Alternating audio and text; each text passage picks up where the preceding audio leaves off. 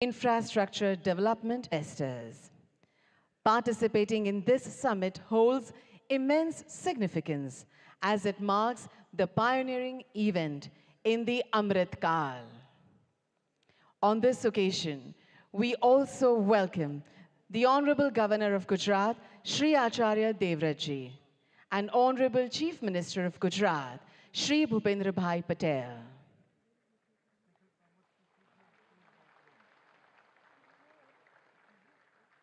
Thank you. We shall commence the significant inaugural session with a patriotic song, Jai Jai Garvi Gujarat, which was written by famous Gujarati poet Shri Narmad.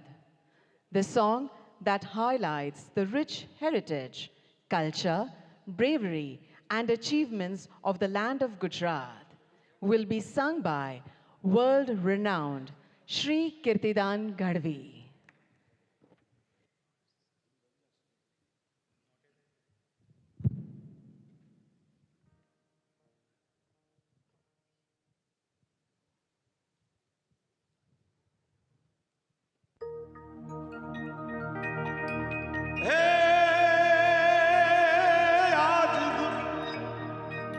Gujarat नी स्वर्ण भूमि पर उग्यू स्वर्ण प्रभात जय गुजरात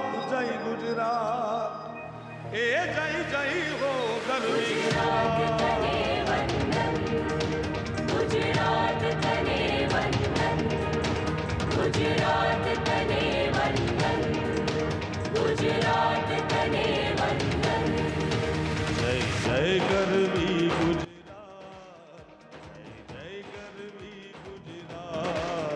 दीपे अरुण प्रभात जय जय गर्वी गुजरात जय जय गर्वी गुजरात जय जय गर्वी गुजरात दीपे अरुण प्रभात जय जय गर्वी गुजरात वंदन वंदन वंदन वंदन गुजरात तने वंदन वंदन वंदन गुजरात तने वंदन प्रकाश से जल कसुबी प्रेम शौर्य अंकी तू भणव भणव निज संतति सौने प्रेम भक्ति नीरी ऊंची तुझ सुंदर जा जय जय गर्वी गुजरात जय गर्वी गुजरात जय जय गर्वी गुजरात दीपे अरुण प्रभात जय जय गर्वी गुजरात वंदन वंदन वंदन वंदन गुजरात तने वंदन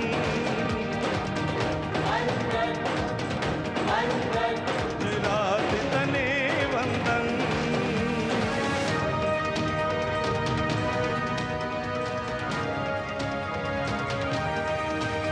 उत्तर मायंबा मात पूरव मां काली मात जे दक्षिण दिशा करंत रक्षा कुंतेश्वर महादेव ने सोमनाथ ने तारके ए पश्चिम के रादेव जे सहाय मां साक्षात जय जय गर्वी गुजरात जय गर्वी गुजरात जय जय गर्वी गुजरात दीपे अरुण प्रभात जय जय गर्वी गुजरात वंदन वंदन वंदन वंदन गुजरात तने वंदन वंदन वंदन वंदन वंदन गुजरात तने वंदन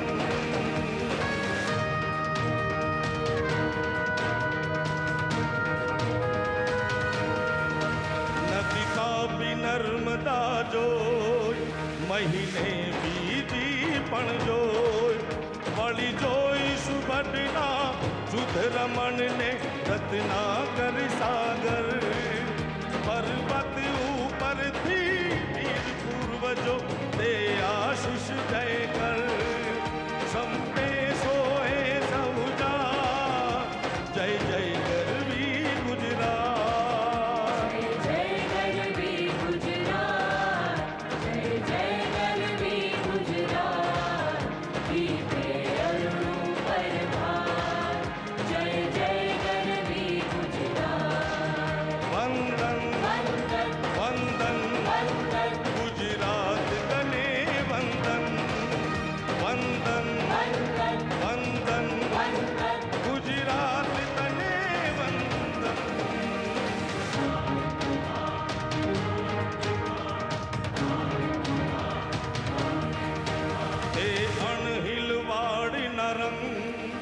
ते शीत राज जैसन ते रंग थकी पण अधिक सरस रंग थसे सपने मां शुभ शकुन दिसे मध्यान शोभ से पीती गई छेरा जन घूमे नर्मदा सा जय जय गरवी गुजरात जय जय गरवी गुजरात जय जय गरवी गुजरात दीपे अरुणो पर भार जय जय गरवी गुजरात जय गरवी गुजरात जय जय गरवी गुजरात दीपे अरुणो परभार जय जय गरवी गुजरात वंदन वंदन वंदन वंदन गुजरात तने वंदन वंदन वंदन वंदन वंदन गुजरात तने वंदन गुजरात तने वंदन गुजरात तने वंदन वंदन वंदन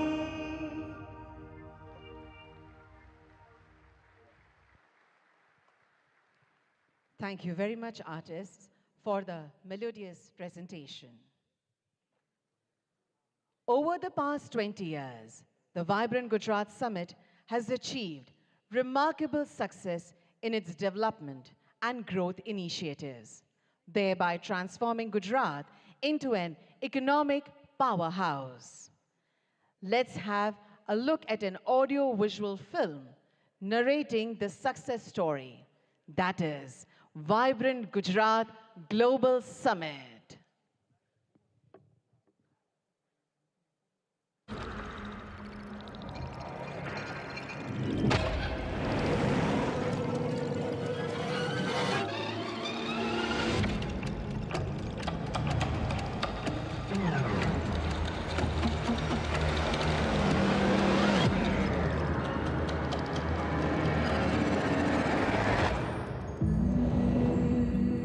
A land synonymous with prosperity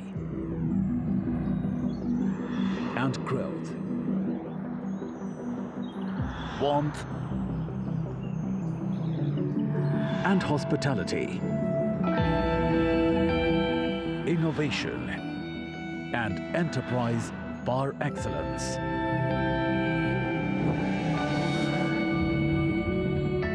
Whose people are committed to the realization of the infinite potential of humankind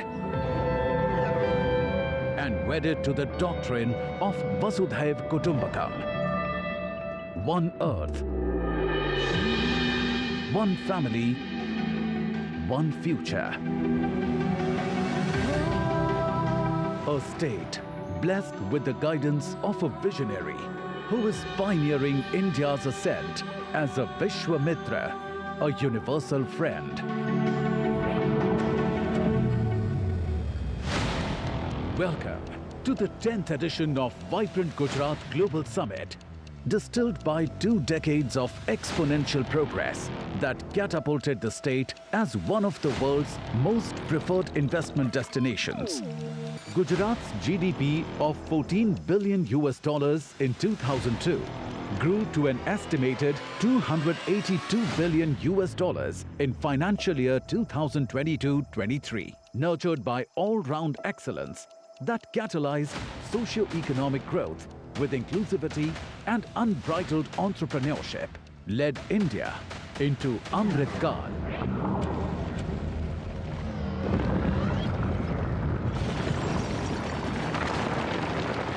Envisioned in the face of adversity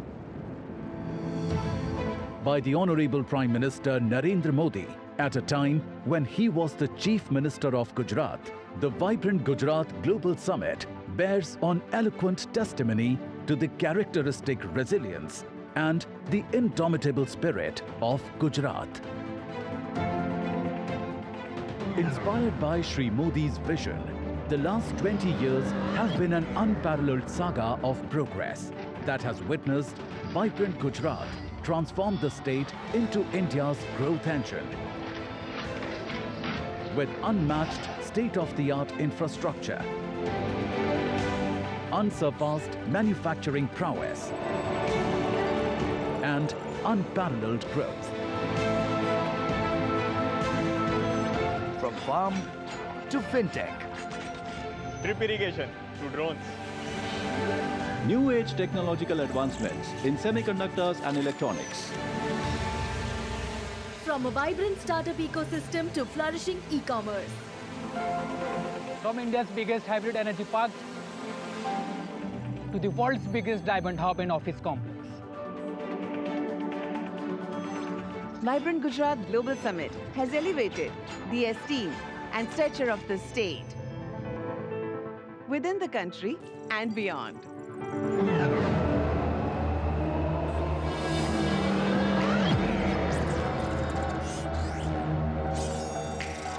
Gujarat is fully geared up to spearheading Industry 4.0, heralding the new industrial revolution with human augmentation frameworks and smart manufacturing propelled with the PM Gati Shakti. The transformative approach for integrated and multimodal connectivity. See the world's tomorrow in the Gujarat of today, where Dholera Special Investment Region, a future-ready greenfield smart city, lays the foundation of modern regenerative economies. India's first bullet train is being built to usher in a dynamic ecosystem by fostering innovation and adaptability. Artificial intelligence, robotics, and intelligent supply chain orchestration leverage symbiotic growth paradigm and a future-ready landscape with 80% of India's rooftop solar.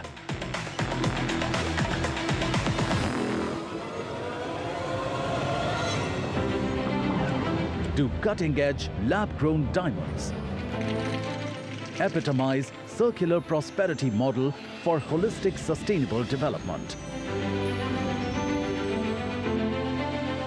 It is gearing India's decade as a launchpad for technology and innovation, with new opportunities in semiconductors and electronics, unlocking infinite potential for startups and e-commerce with quantum-resilient infrastructure, shaping the future of fintech and continuing to foster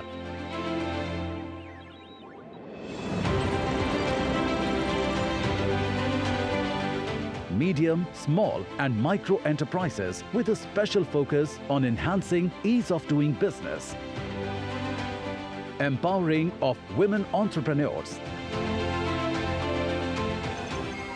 and creating eco-innovation hubs. Abuzz with green infrastructure integration, Gujarat's commitment to harmonious urbanization is transforming every harbour into a gateway of prosperity.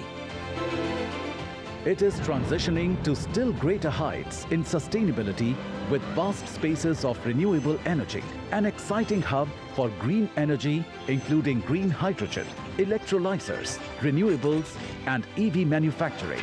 Gujarat strides forward towards mitigating carbon footprint as a beacon for clean solutions and net zero.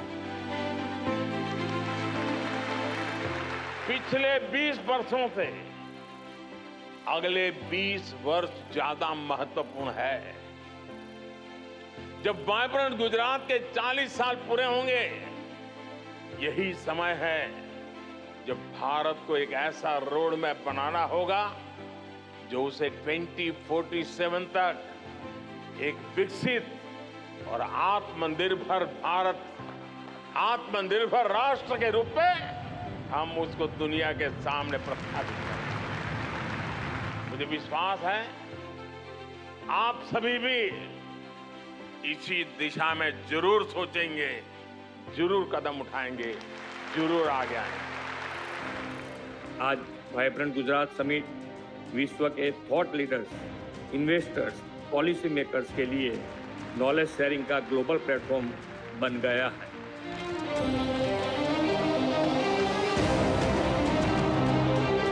Welcome to the Vibrant Gujarat Global Summit 2024. Welcome to the gateway of a greener earth, richer life, smarter business.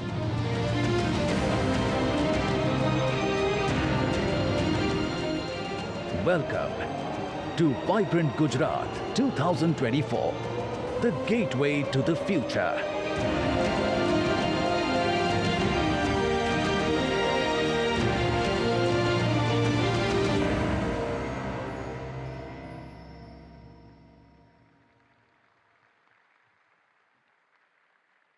Thank you. With the attributes like transparency, inclusivity, efficiency, empathy, and accountability, the Honorable Chief Minister of Gujarat, Shri Bhupendra Bhai Patel, has steered the state of Gujarat towards progress, ensuring equitable development in all the sectors. Under the prudent governance and pro-business policies of his government, Gujarat has made robust progress. We would like to welcome the Honorable Chief Minister of Gujarat, Shri Bhupendra Bhai Patel, for his address.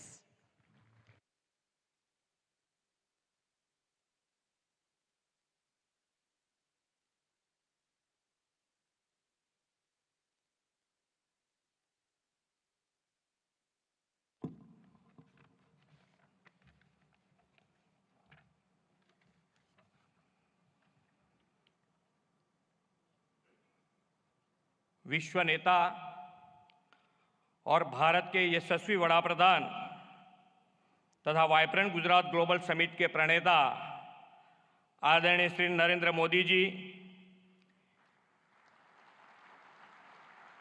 इस कार्यक्रम के मुख्य अतिथि His highness Sheikh Mohammed bin Zayed Al Nahyan, President UAE, His Excellency Jose Ramos Horta, President Timor-Leste, His Excellency Philip Nyusi, President Republic of Mozambique, His Excellency Petra Fiala, Prime Minister Czech Republic, इस summit के partner countries के माननीय ministers, विश्व के विविध देशों से पधारे एम्बेसडर्स, गुजरात के माननीय गवर्नर आचार्य देवव्रत जी, माननीय केंद्रीय मंत्रीगण और गुजरात के मेरे सहयोगी मंत्री, मैं आप सभी को गुजरात की धरती पर हृदय से स्वागत करता हूं। वाइब्रेंट समिट के पायोनियर एंड आर्किटेक्ट आदरणीय प्रधानमंत्री श्री नरेंद्र मोदी ने वाइब्रेंट समिट को बिजनेस ब्रांडिंग के साथ बॉन्डिंग का भी समिट कहा है।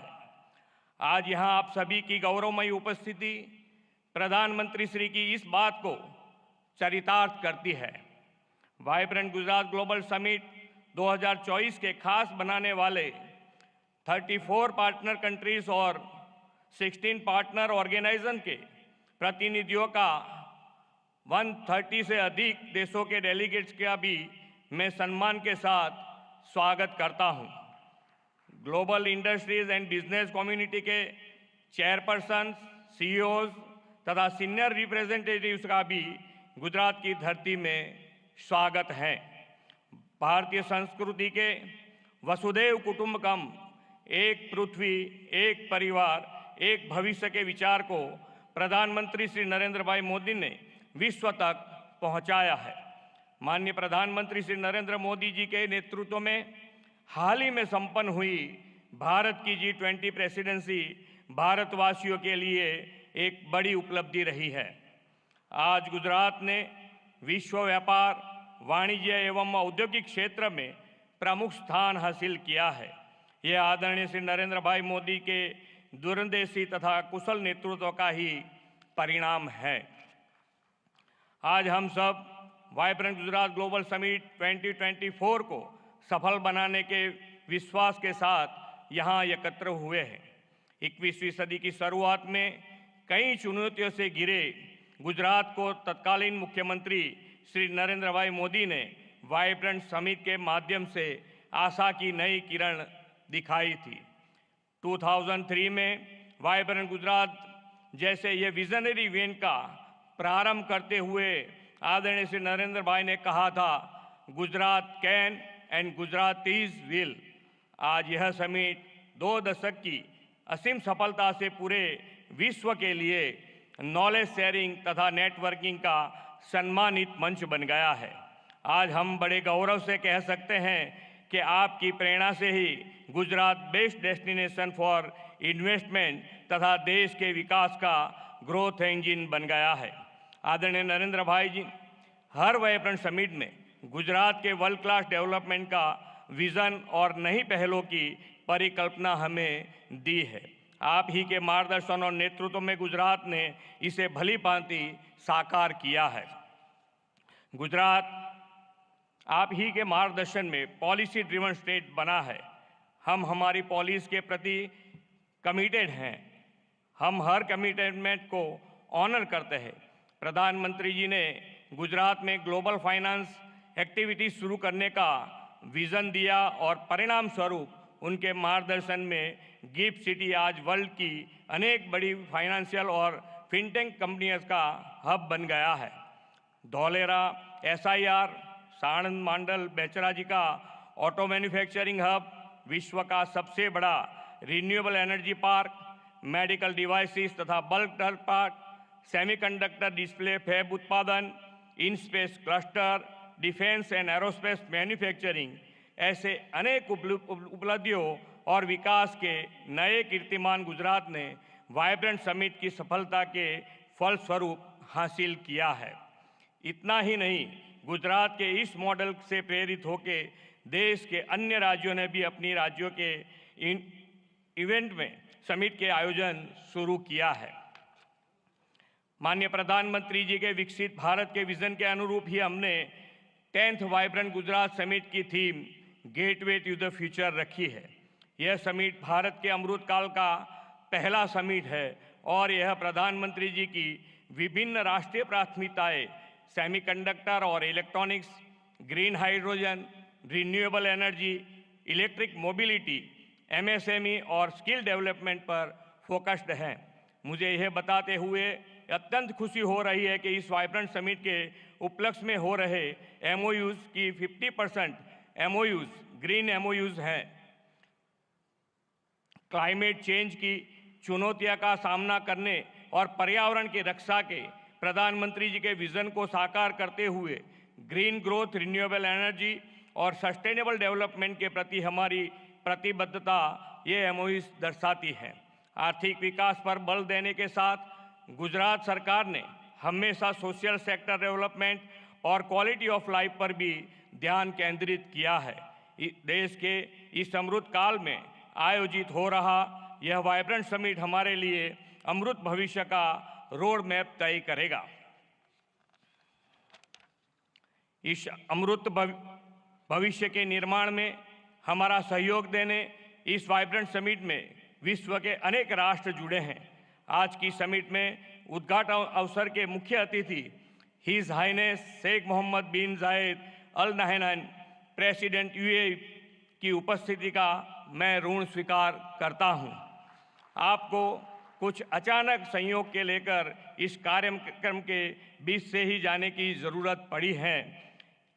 हिज हाइनेस, आप अपना अति व्यस्त अमूल्य समय निकालकर इस समिट के मुख्य अतिथि रूप में उपस्थित रहे, आपका फिर से एक बार धन्यवाद करना चाहूँगा। मैं प्रधानमंत्री जी को आश्वस्त करना चाहूँगा कि विकसित भारत 2047 को आपके विज़न को पूरा करने में गुजरात ग्रोथ इंजन की भूमिका निभाएगा। फिर एक बार आप सभी महानुभावों का वाइब्रेंट गुजरात की वाइब्रेंट समिट में स्वागत है। धन्यवाद। भारत माता की जय। वंदे मातरम। जय जय Garvi Gujarat. Thank you very much, Honorable Chief Minister, sir, for your welcome address. As mentioned by our Honorable Chief Minister, sir, our chief guest, His Highness Sheikh Mohammed bin Zayed Al Nahyan, Honorable President of the United Arab Emirates and ruler of Abu Dhabi has to leave due to a pressing commitment, but before that, he has graciously agreed to say a few words. We welcome you, sir.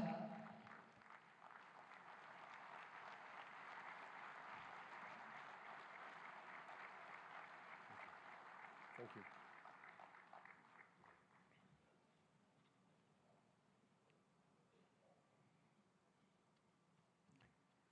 السلام عليكم. في البداية أشكر رئيس وزراء ولاية جوجرات على هذه الكلمة القيمة، كما أشكر صديقي وأخي العزيز رئيس الوزراء الهندي على دعوته الكريمة لحضور هذه القمة التي أسسها هو شخصياً عام 2003، وأصبحت منصة عالمية لتبادل الخبرات والمعلومات حول تطوير الاقتصاد والاستثمار.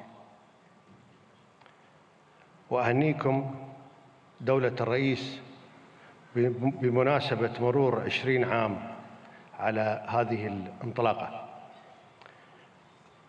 سيدي، نحن سعداء جدا بالمشاركة مع أصدقائنا في الهند والعالم في هذه القمة لنبعث جميعا ما يسعد شعوبنا ويطور دولنا. كما أشكر المشاركين والمنظمين لهذه القمة، وأتمنى للجميع النجاح والتوفيق والخروج بنتائج تخدم التعاون والتنمية والازدهار للجميع. شكراً.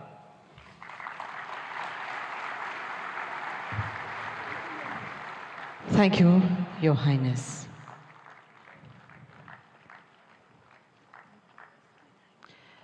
We profusely thank him for his words of appreciation. It is indeed our honor and privilege to have him over here. Our Honorable Prime Minister will see him off and will join us back in few moments.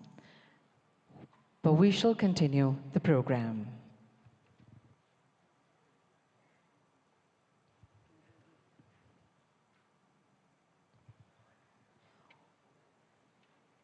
On this occasion, we have with us some eminent captains of industry. We would like to request them to address the gathering and share their insightful perspectives, enriching this prestigious summit with their profound knowledge and vision. We would like to invite Shri Lakshmi Mittal, Chairman, ArcelorMittal, for his address.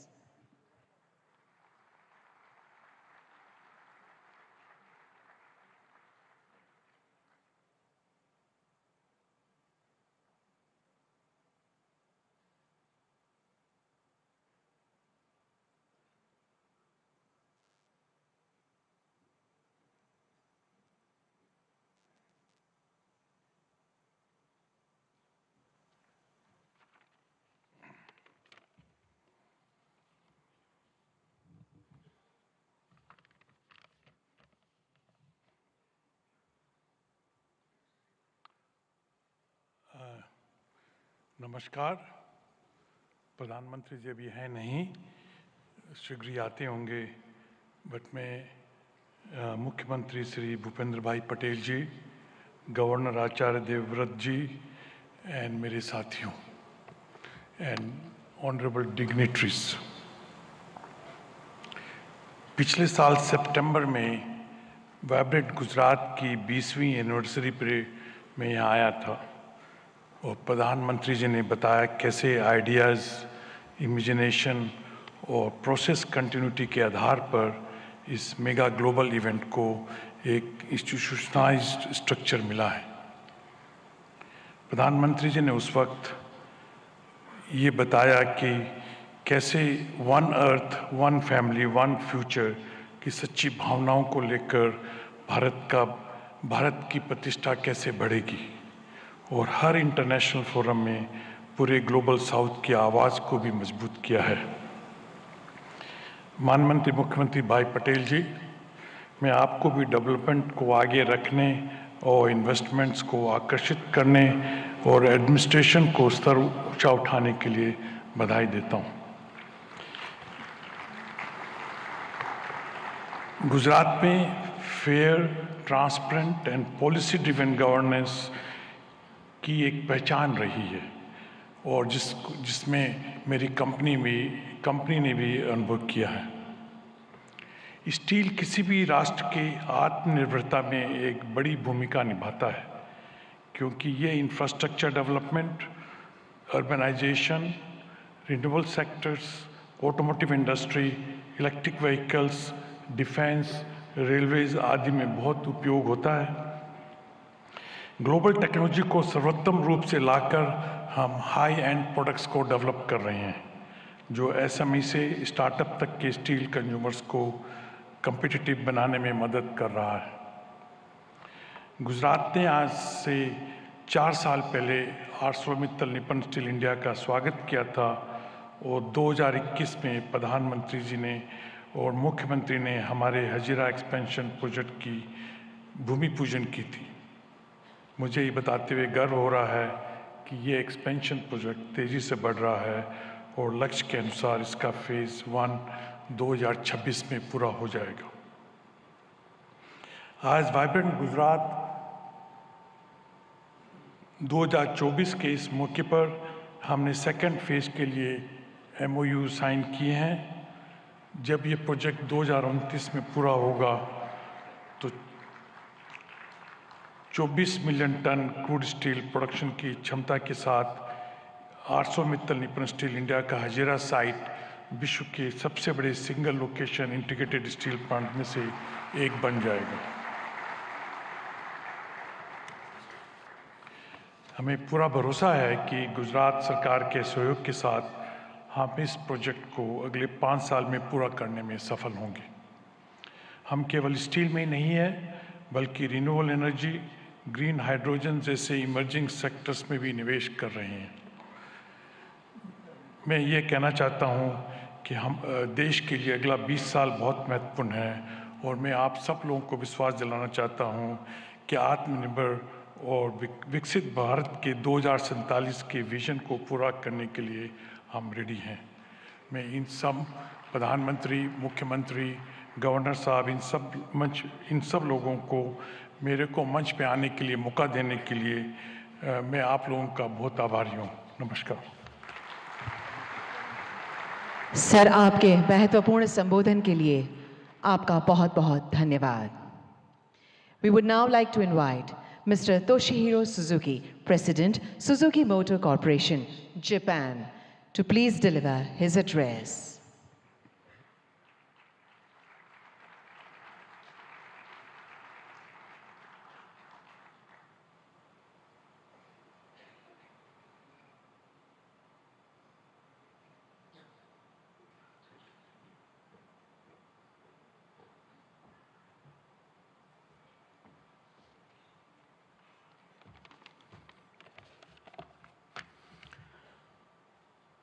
Honorable Prime Minister, Mr. Narendra Modi, and all senior guests, good morning and namaskar.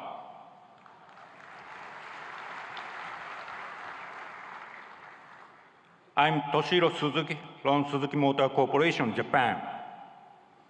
I'm much honored to be invited to this ceremony. In the past 10 years, under the strong leadership and constant support of Honorable Prime Minister Mr. Modi for manufacturing industries, Indian automobile market has been expanding steadily. As a result, India has become the third largest automobile market in the world. We, Suzuki, have also scaled up production capacity substantially in India. It's noteworthy that as compared to 10 years ago, we expect 1.7 times in vehicle production and 2.6 times in export sales in the current fiscal year.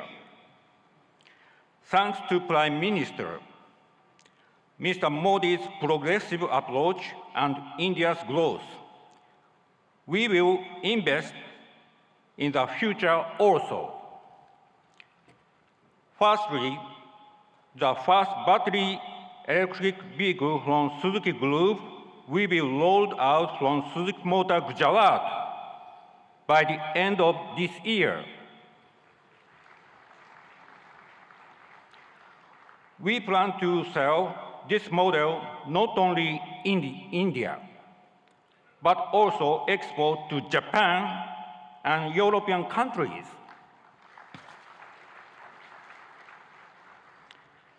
Secondly, to expand our VEV production in future, Suzuki Group will invest 3,200 crore rupees in Suzuki Motor Gujarat to add a new fourth production line,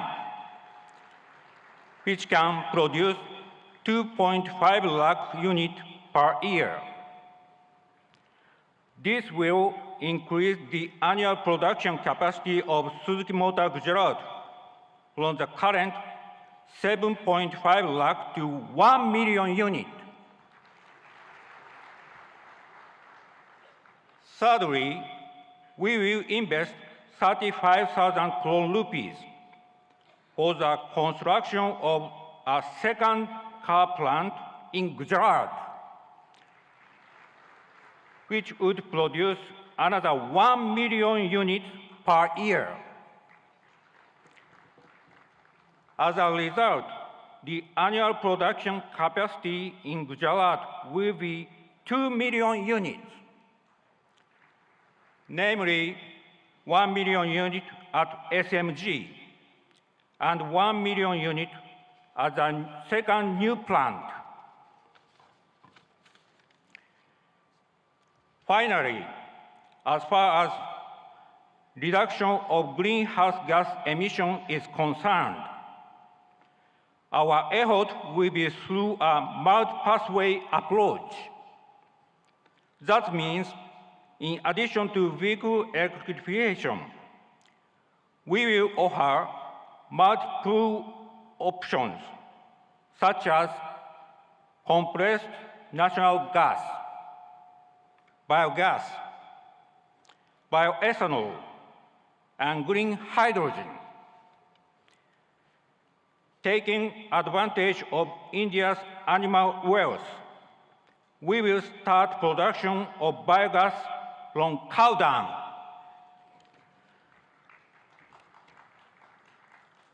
Together with National Dairy Development Board and Balance Dairy, Suzuki has already started construction of 4 biogas plants in Gujarat. Suzuki Group will always work to provide a variety of sustainable customer-oriented mobility options.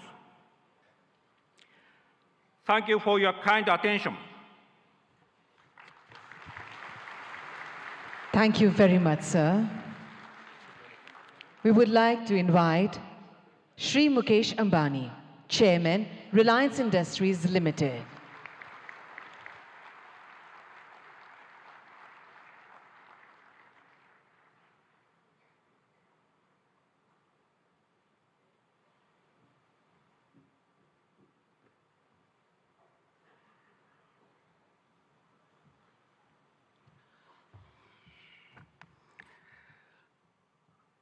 Most respected Prime Minister Shri Narendra Bhai, Honorable Chief Minister Bhupendra Bhai Patel ji, distinguished guests and dignitaries from all over the world, ladies and gentlemen. Welcome to Gujarat and the 10th Vibrant Gujarat Summit, the most prestigious investor summit in the world today. No other summit of this kind has continued for 20 long years and going from strength to strength. This is a tribute to our Prime Minister, Shri Narendra Bhai Modi's vision and consistency.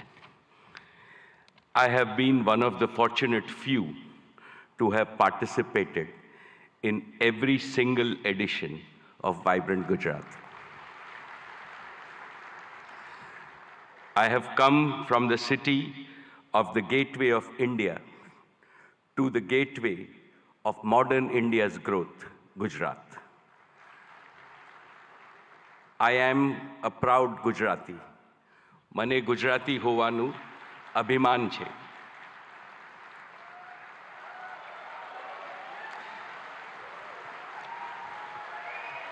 When foreigners think of new India, they think of a new Gujarat, Navu Gujarat. How did this transformation happen?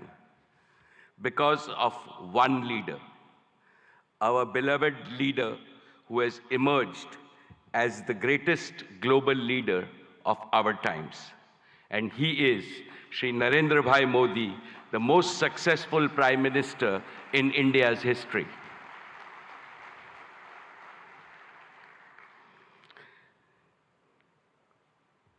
About Narendra Bhai, when you speak, the whole world not only listens, but applauds you. My friends abroad ask me, what is the meaning of slogan that millions of Indians are chanting, that Modi hai, to mumkin hai.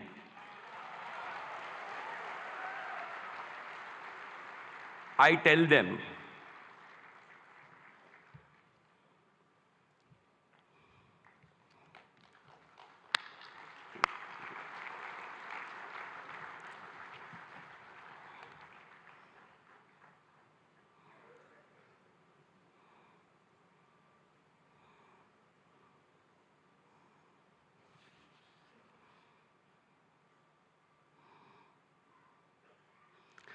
most respected Shri Narendra Bhai Modi ji, when you speak, the whole world not only listens, but applauds you.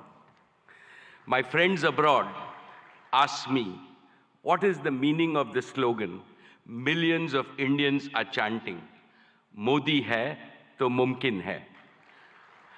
I tell them, it means India's Prime Minister makes the impossible possible with his vision, determination, and execution. They agree, and they also say, Modi hai, to mumkin hai. My esteemed friends, I will never forget what my father, Dhirubhai Ambani, used to tell me in my childhood. Gujarat is your Matrubhumi, and Gujarat should always remain your Karm Bhumi. Today, let me declare yet again, Reliance was, is, and will always remain a Gujarati company. Each of Reliance's business is striving to fulfill the dreams of my 7 crore fellow Gujaratis.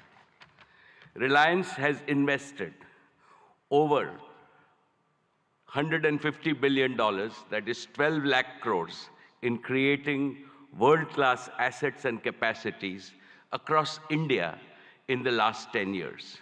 Of this, more than 1/3 has been invested in Gujarat alone. Honorable Chief Minister Shri Bhupendra Bhai Patel ji, today I would like to make 5 commitments to the people of Gujarat. First, Reliance will continue to play a leading role in Gujarat's growth story with significant investments in the next 10 years. Specifically, Reliance will contribute to making Gujarat a global leader in green growth. We will help Gujarat target to meet half of its energy need through renewable energy by the year 2030. For this, we have started building the Dhirubhai Ambani Green Energy Giga Complex, over 5,000 acres in Jamnagar. This will generate a large number of green jobs and enable production of green products and materials, and will make Gujarat a leading exporter of green products. And we are ready to commission this in the second half of 2024 itself. Second, Reliance Jio completed the fastest rollout of 5G infrastructure anywhere in the world.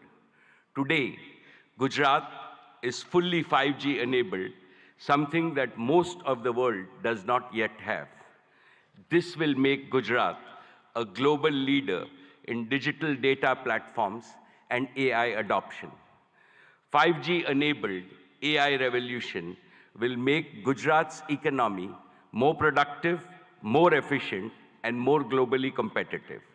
Besides generating millions of new employment opportunities, it will produce AI-enabled doctors, AI-enabled teachers, and AI-enabled farming, which will revolutionize healthcare, education, and agricultural productivity in the state of Gujarat.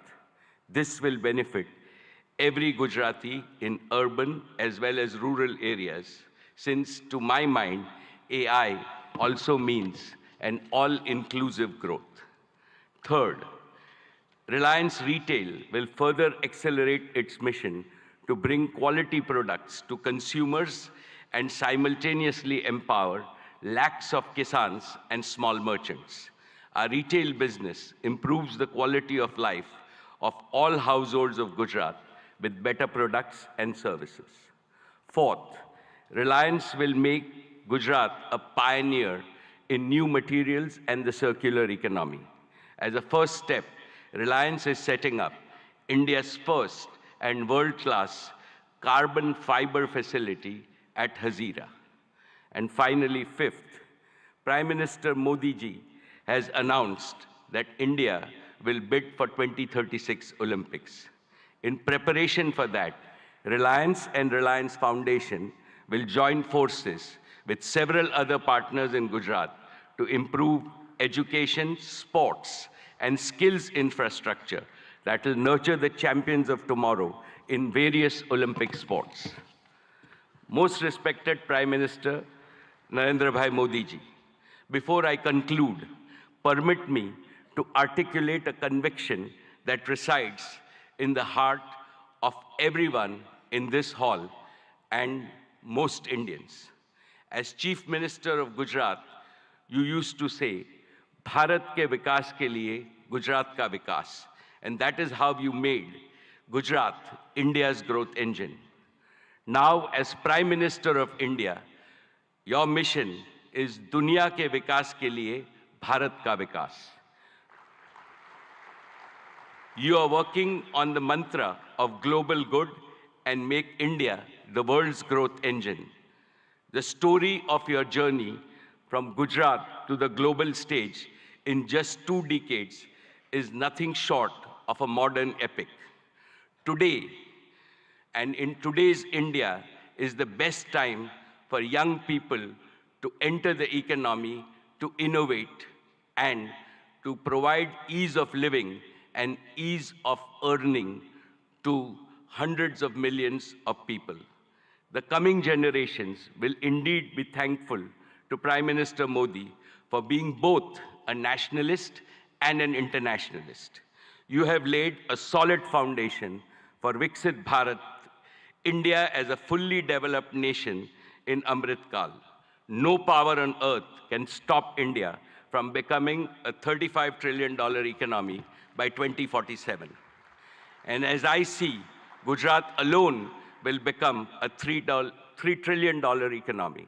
Therefore, I am confident, every Gujarati is confident, and every Indian is confident that the Modi era will take India to new summits of prosperity, progress, and glory. Thank you very much, sir. Jai Gujarat, Jai Jai Garvi Gujarat, Jai Hind. Thank you very much, sir.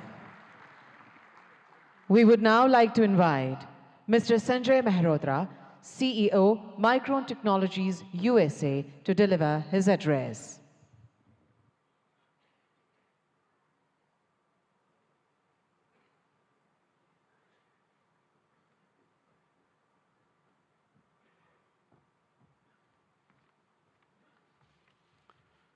Namaste and good morning. I would like to open by thanking Prime Minister Modi ji. Your vision to make India a global hub for semiconductors will be a huge economic driver for India's future as India marches toward becoming the third largest global economy. I would also like to recognize the several industry leaders who are going to be speaking here today and have already spoken. It truly is an honor for me to share the stage with you to open this critical forum discussing opportunities for India to accelerate domestic manufacturing as India marches towards a very bright future. There is a tremendous opportunity ahead for India in semiconductors. Vibrant Gujarat will also address the visionary ideas that are critical for India's growth as a semiconductor power. Today, I'm proud to represent Micron. Micron is one of the world's largest semiconductor companies and the leader in memory and storage. Micron's innovations have been at the heart of all computing systems for more than 4 decades. Memory is a key enabler of AI, and Micron is a leading powerhouse in memory. I'm proud that in June, we announced plans to build a world-class memory assembly and test facility right here in Gujarat, the first of its kind in India. I'm grateful to the Indian government and all the officials with the great support from Bhupendra Bhaiji and the central government and the state government, all that have been involved in making this investment possible. We have begun phased construction and proud to partner with Tata projects to build this world-class facility. In fact, I visited this facility just yesterday, and the construction is coming along very nicely. The first phase, 500,000 square feet of planned clean room space, will be operational by early 2025. Hiring has already begun, and we estimate that this project will create 5,000 new direct jobs for Micron here in Sanand, Gujarat, and will also create an additional 15,000 community jobs over the coming years. The combined investment by Micron and the government over the course of both phases could reach up to $2.75 billion US. Government support will help fund the project and facilitate access to essential semiconductor infrastructure and resources, which will drive innovation and enhance local talent development. We see our investment helping initiate a cluster of semiconductor investment, building momentum that will benefit India's manufacturing goals. We are hopeful that our investment will help catalyze other investments in the sector, strengthen India's manufacturing capability, drive innovation, and support broader job creation. In fact, I'm pleased that my good friend Jeffrey Chen, who's going to be speaking here soon, of Simtech, is considering bringing his substrate manufacturing capabilities here to Gujarat in support of Micron's plant here. This is an example of the ecosystem, the cluster that Micron is capable of generating as an anchor semiconductor company here in Gujarat, here in India. We are proud to partner with India to bring advanced semiconductor memory assembly and a greater technology manufacturing ecosystem to Gujarat. Together, we are building the future of technology manufacturing. not just for Micron, not just for Gujarat, not just for India, but for the world. Thank you. Thank you very much, sir. We would now like to invite Shri Gautam Adani, Chairman, Adani Group.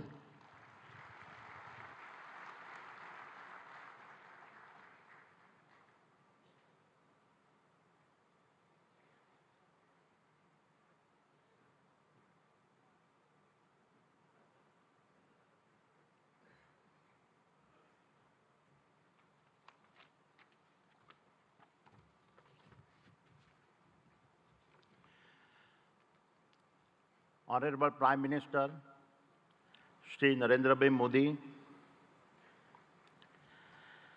distinguished heads of government of our partner countries, His Excellency Governor of Gujarat, Honorable Chief Minister Shri Bhupendra Bhai Patel, distinguished ministers, captains of industries, and my dear friends. Good morning. It is a privilege to address the 10th Vibrant Gujarat Summit. I take immense pride in having been a part of every one of these summits.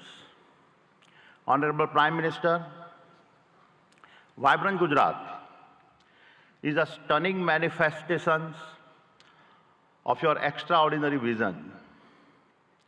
It has all your hallmark signatures, merging grand ambition, massive scale, meticulous governance, and a flawless executions.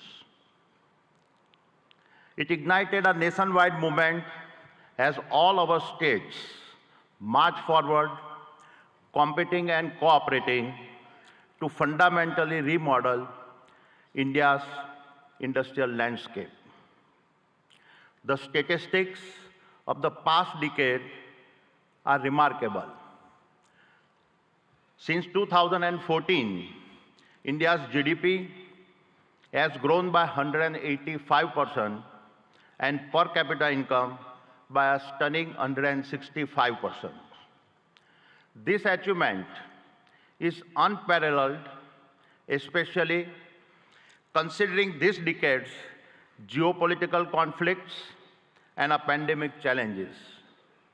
Honorable Prime Minister, your achievements on the international stage are equally remarkable. You have taken us from a country seeking a voice on a global platforms to a nation that now creates the global platforms. The Solar Alliance platform, an initiative you conceptualized, and your leadership at the G20 platform set a benchmark for a more inclusive world order. Adding the Global South to the G20 is a defining moment in our modern history.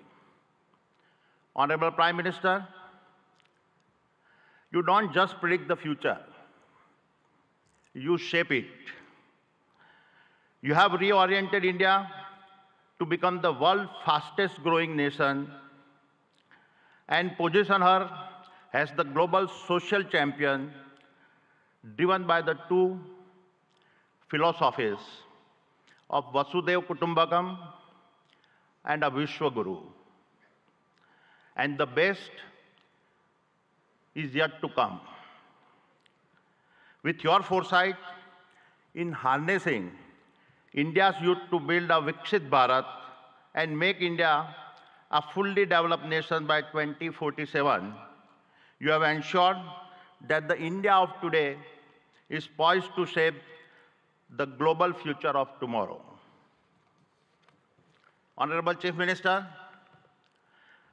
at the previous summit, I announced our investment of over rupees 55,000 crores by 2025. We have already surpassed rupees 50,000 crore across the various sectors I had promised and have vastly exceeded our target of 25,000 direct and indirect jobs. Today, I commit to further investments. We are constructing the world's largest green energy park in Khavda district, Kutch, generating 30 gigawatt of our renewable energy over 725 square kilometer, even visible is from space. We are expanding the green supply chain for an Atmanirbhar Bharat and creating the largest integrated renewable energy ecosystems. This includes solar panels, wind turbines, hydrogen electrolyzers, green ammonia, PVC, and expansion in copper and cement projects. Over the next 5 years, the Adani Group will invest over rupees 2 lakhs crore in Gujarat, thereby creating over 100,000 direct and indirect jobs. I am grateful for your support. It is my commitment that I will do my part to contribute to a Viksit Gujarat. Thank you. Jai Jai Garvi Gujarat. Jai Hind. Thank you very much, sir. We would now like to invite Mr. Jeffrey Chun, Global CEO, Simtech, South Korea.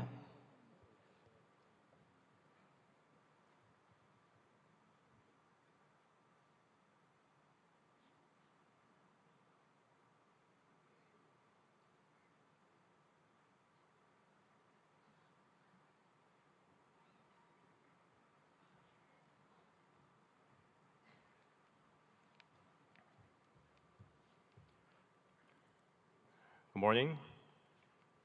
Thank you, Honorable Prime Minister, Head of State, Government, Union and State Ministers, senior officials of Government of India, and the State Government of Gujarat for hosting Vibrant Gujarat Global Summit 2024. It is my great honor to participate in this event and given the opportunity to interact with global and national industry leaders and other distinguished guests.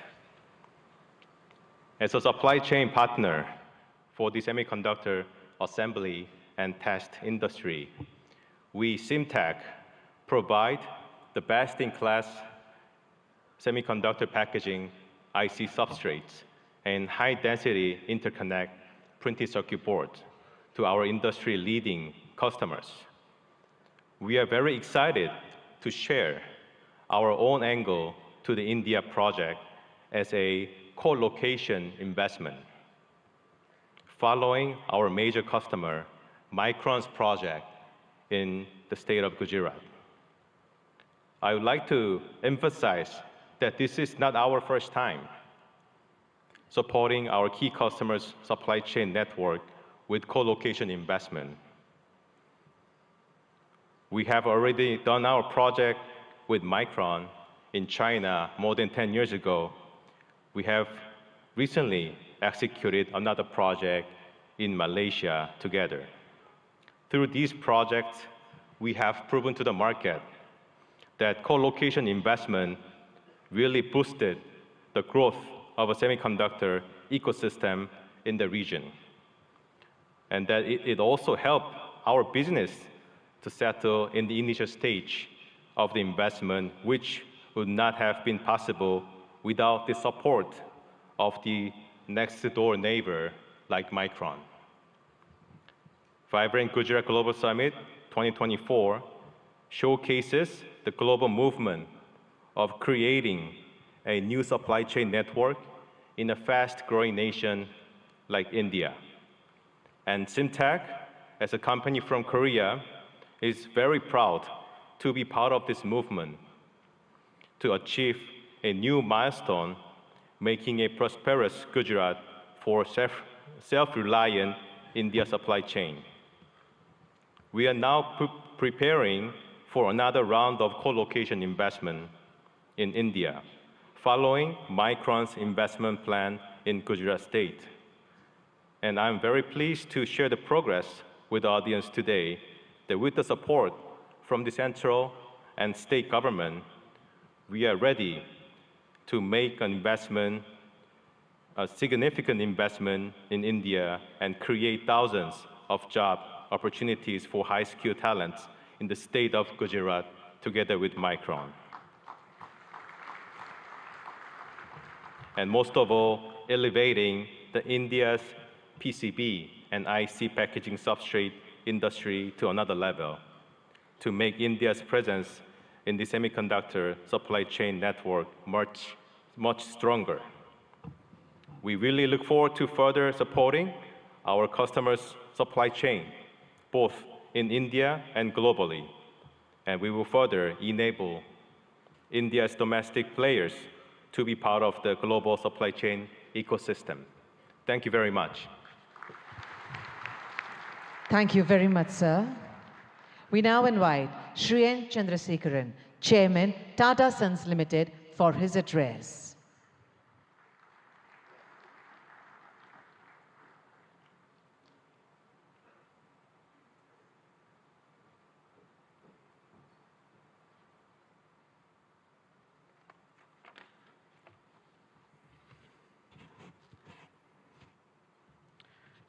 Honorable Prime Minister Shri Narendra Modi ji, Honorable Chief Minister Shri Bhupendra Bhai Patel ji,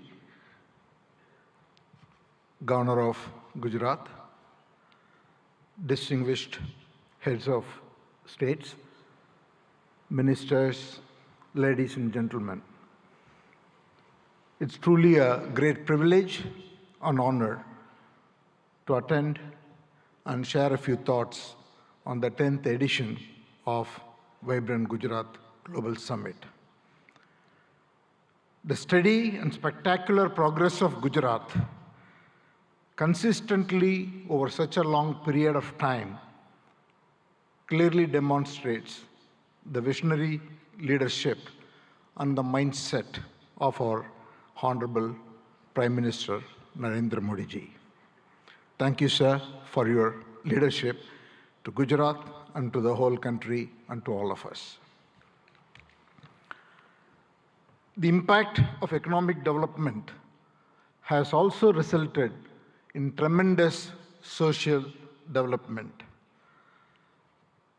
Gujarat clearly has established itself as the gateway to the future. For the Tata Group, Gujarat is a very special place. The Tata Group's origins started in Navsari, the birthplace of our founder Jamshedji Tata.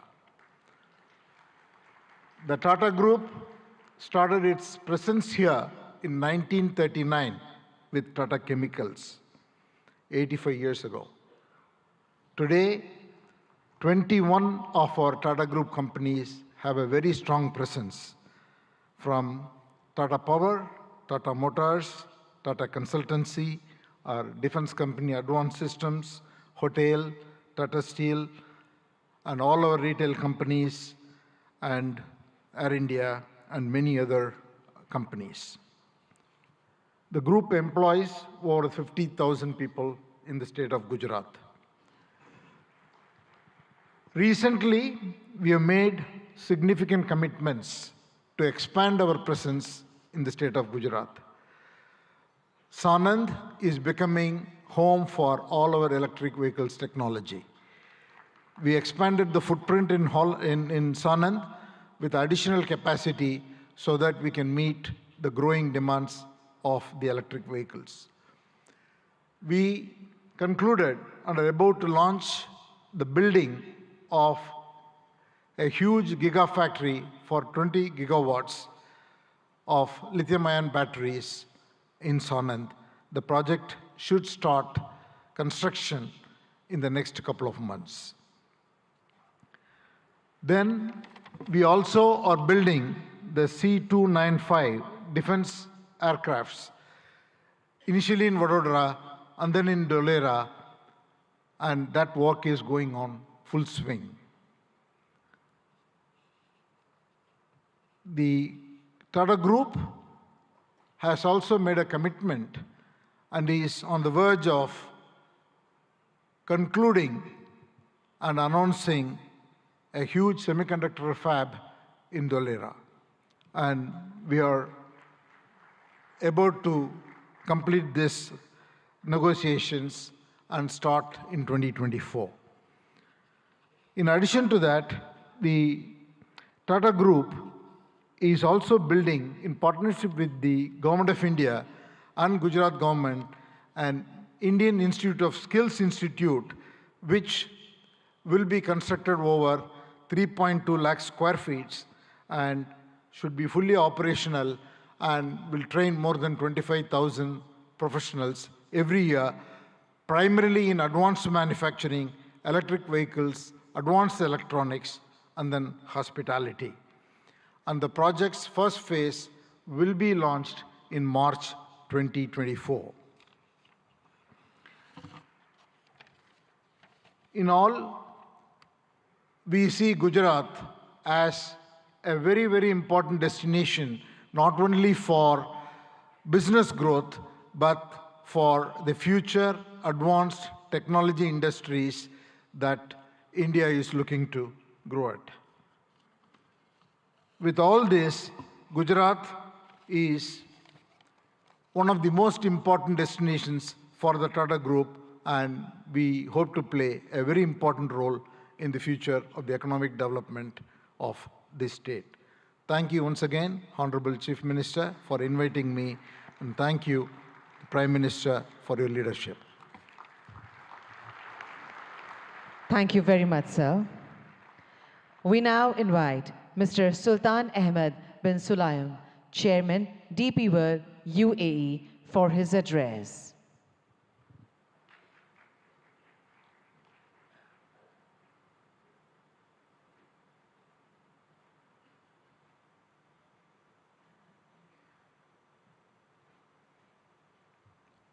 Honorable Minister Shri Narendra Modi,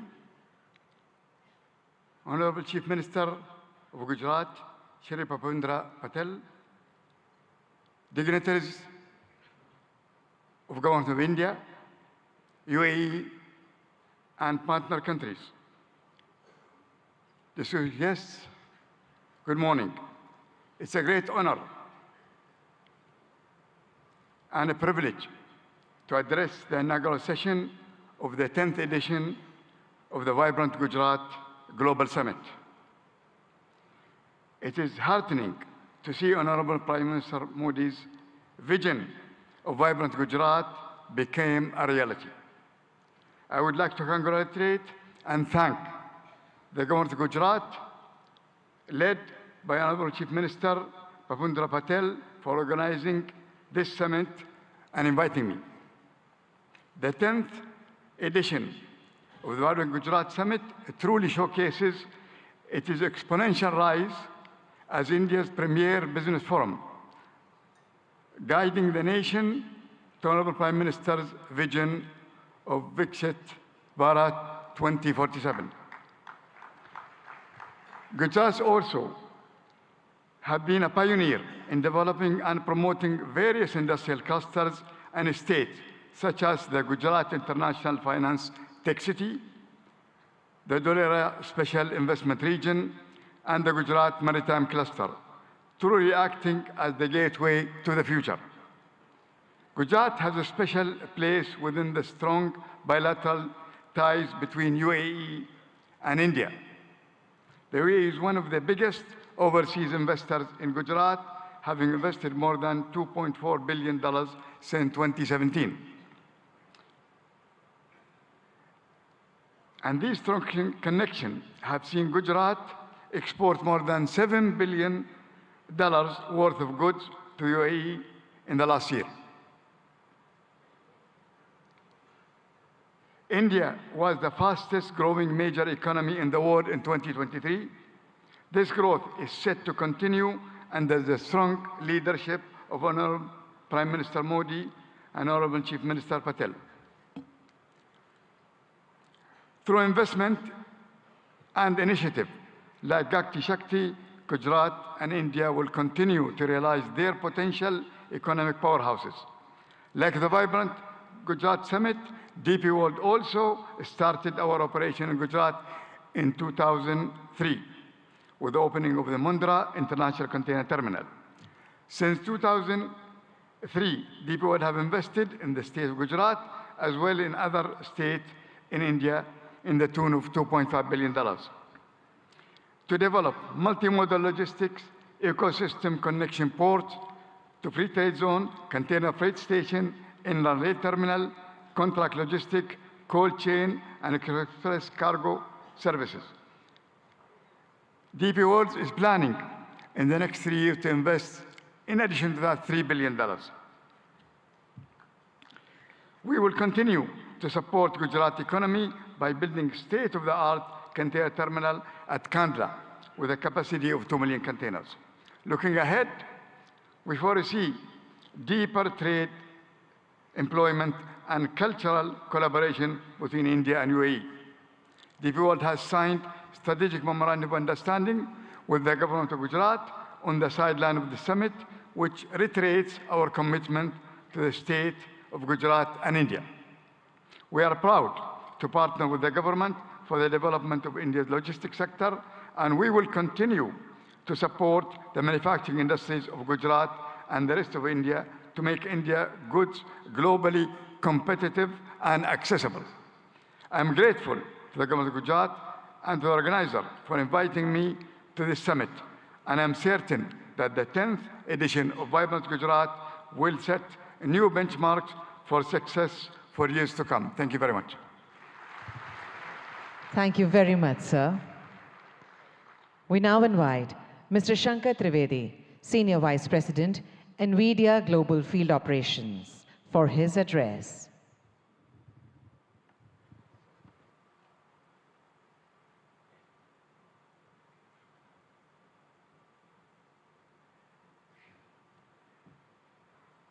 Namaste. Good morning, Honorable Prime Minister Narendra Bhai Modi ji, Honorable Chief Minister Bhupendra Bhai Patel ji, distinguished heads of state and leaders of government, and captains of industry, ladies and gentlemen, ane bhaiyo ane behno. It's such a pleasure and honor to be part of so many giant captains of industry here as a humble Ahmedabadi boy who started many years ago, went to IIT Delhi, and now I have the privilege of representing NVIDIA at this summit.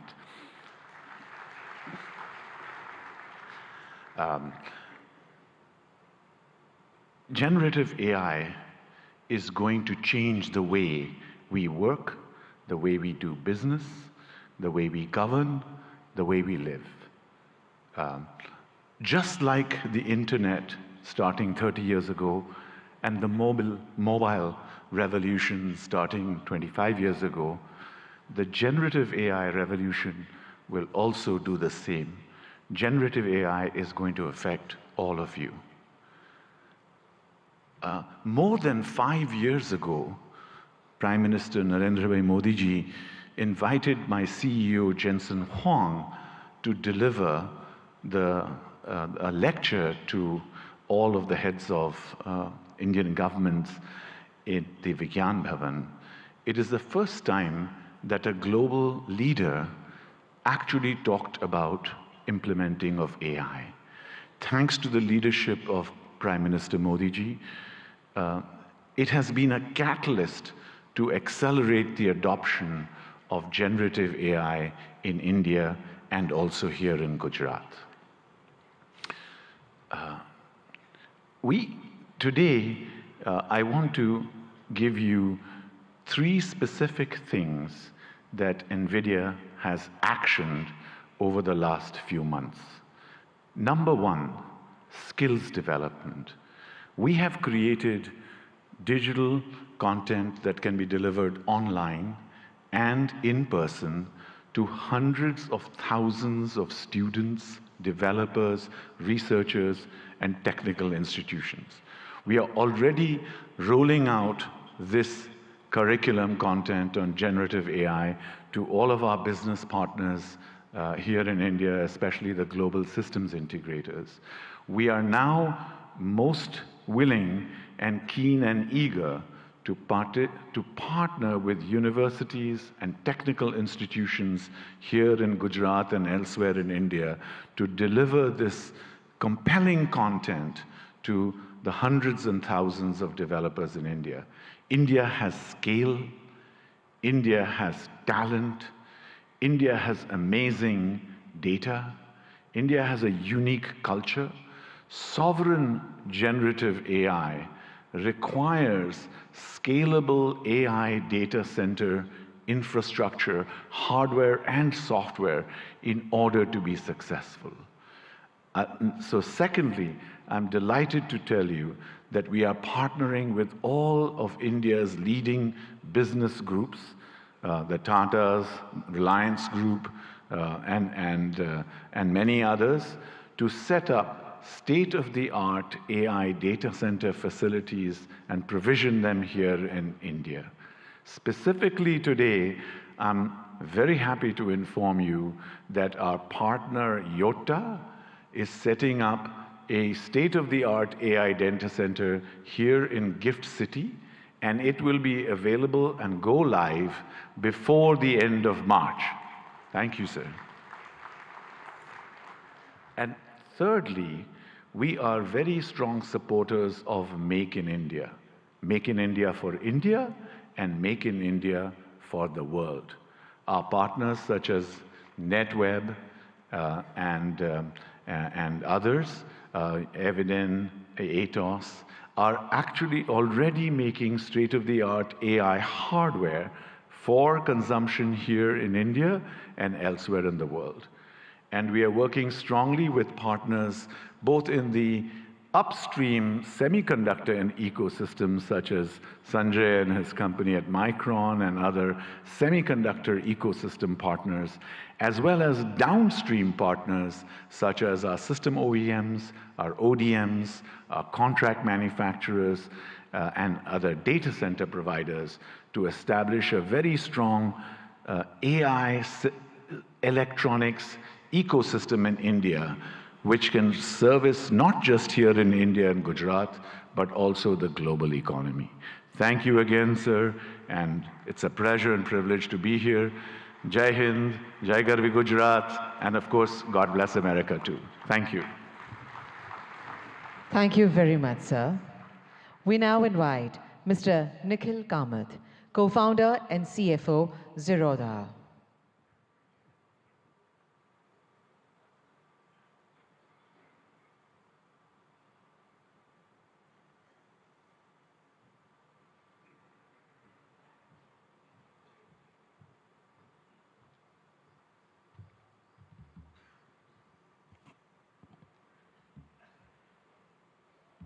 I only have 3 minutes today, so I won't waste too much time by talking about me or setting context. Picture a 17-year-old boy, a school dropout in Bangalore from 20 years ago, not particularly smart, not too educated, and no capital at hand. Bangalore from 20 years ago was a lot quieter, greener, without the vibrance that one might associate with Bangalore today.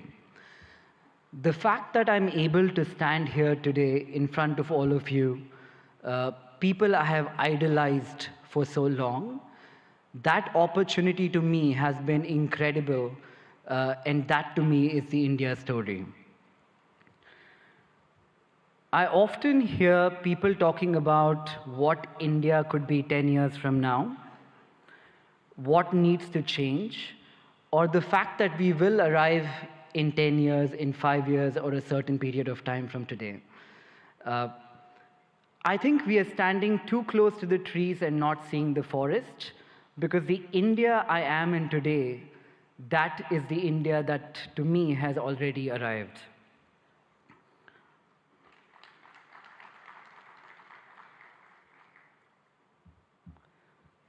The opportunities the country threw to a 17-year-old boy, again with no education, no capital, or exceptionally smart, this, in my view, has not happened forever. The last 10 years have been incredible, and I'm not the only exception here in India. There are many other exceptions like me. We all hang out.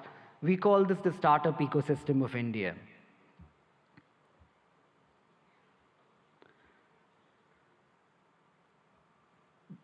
The big change in India from the last decade, in my opinion, also has been that entrepreneurship has moved from something that we have all watched around us, heard in movies, or thought could happen, something that we aspire to entrepreneurship today, which is something that we all are actively trying. You could take an example of this being a housewife watching Shark Tank, a small-time shoe salesman selling online on Flipkart. These are not stories that existed 10 years ago. To that one man in the audience here today, who in my opinion has facilitated this stable ecosystem for people like me to thrive, and millions of other who we call the youth of India to thrive, I would like to say thank you, Modi ji, for having created this ecosystem for all of us.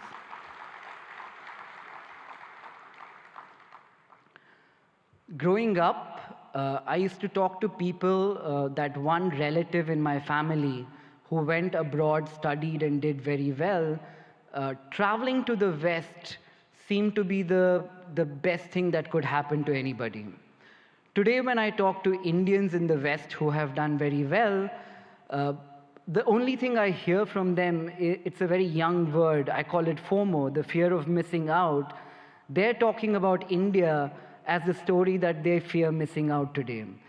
That change which has happened in the last 10 years is so evident to see that it makes me feel proud. It makes me feel like I'm in the right place at the right time, and that place today is India.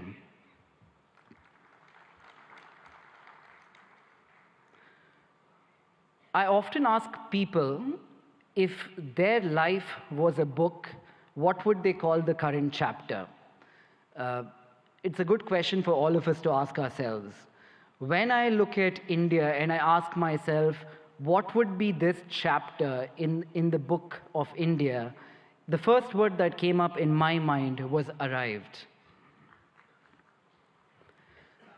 And finally, as I stand here in a room full of politicians, diplomats, dignitaries, mentors, I don't look upon this ecosystem as potential, as the way I'm looking at this today is we're all potential partners in a story that could change the global economic landscape today, and that story is India.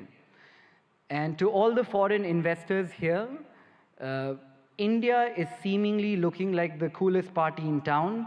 I think what you need to be aware of is if you arrive too late, you might not get in. So I'd like to thank everybody. Thank Modi ji for this opportunity. Thank you, everyone. Thank you very much, sir. Today we have with us dignitaries from a number of countries. We would like to invite them to share their thoughts with us today. We would like to invite His Excellency, Mr. Shin Hosaka, Vice Minister for International Affairs, Japan.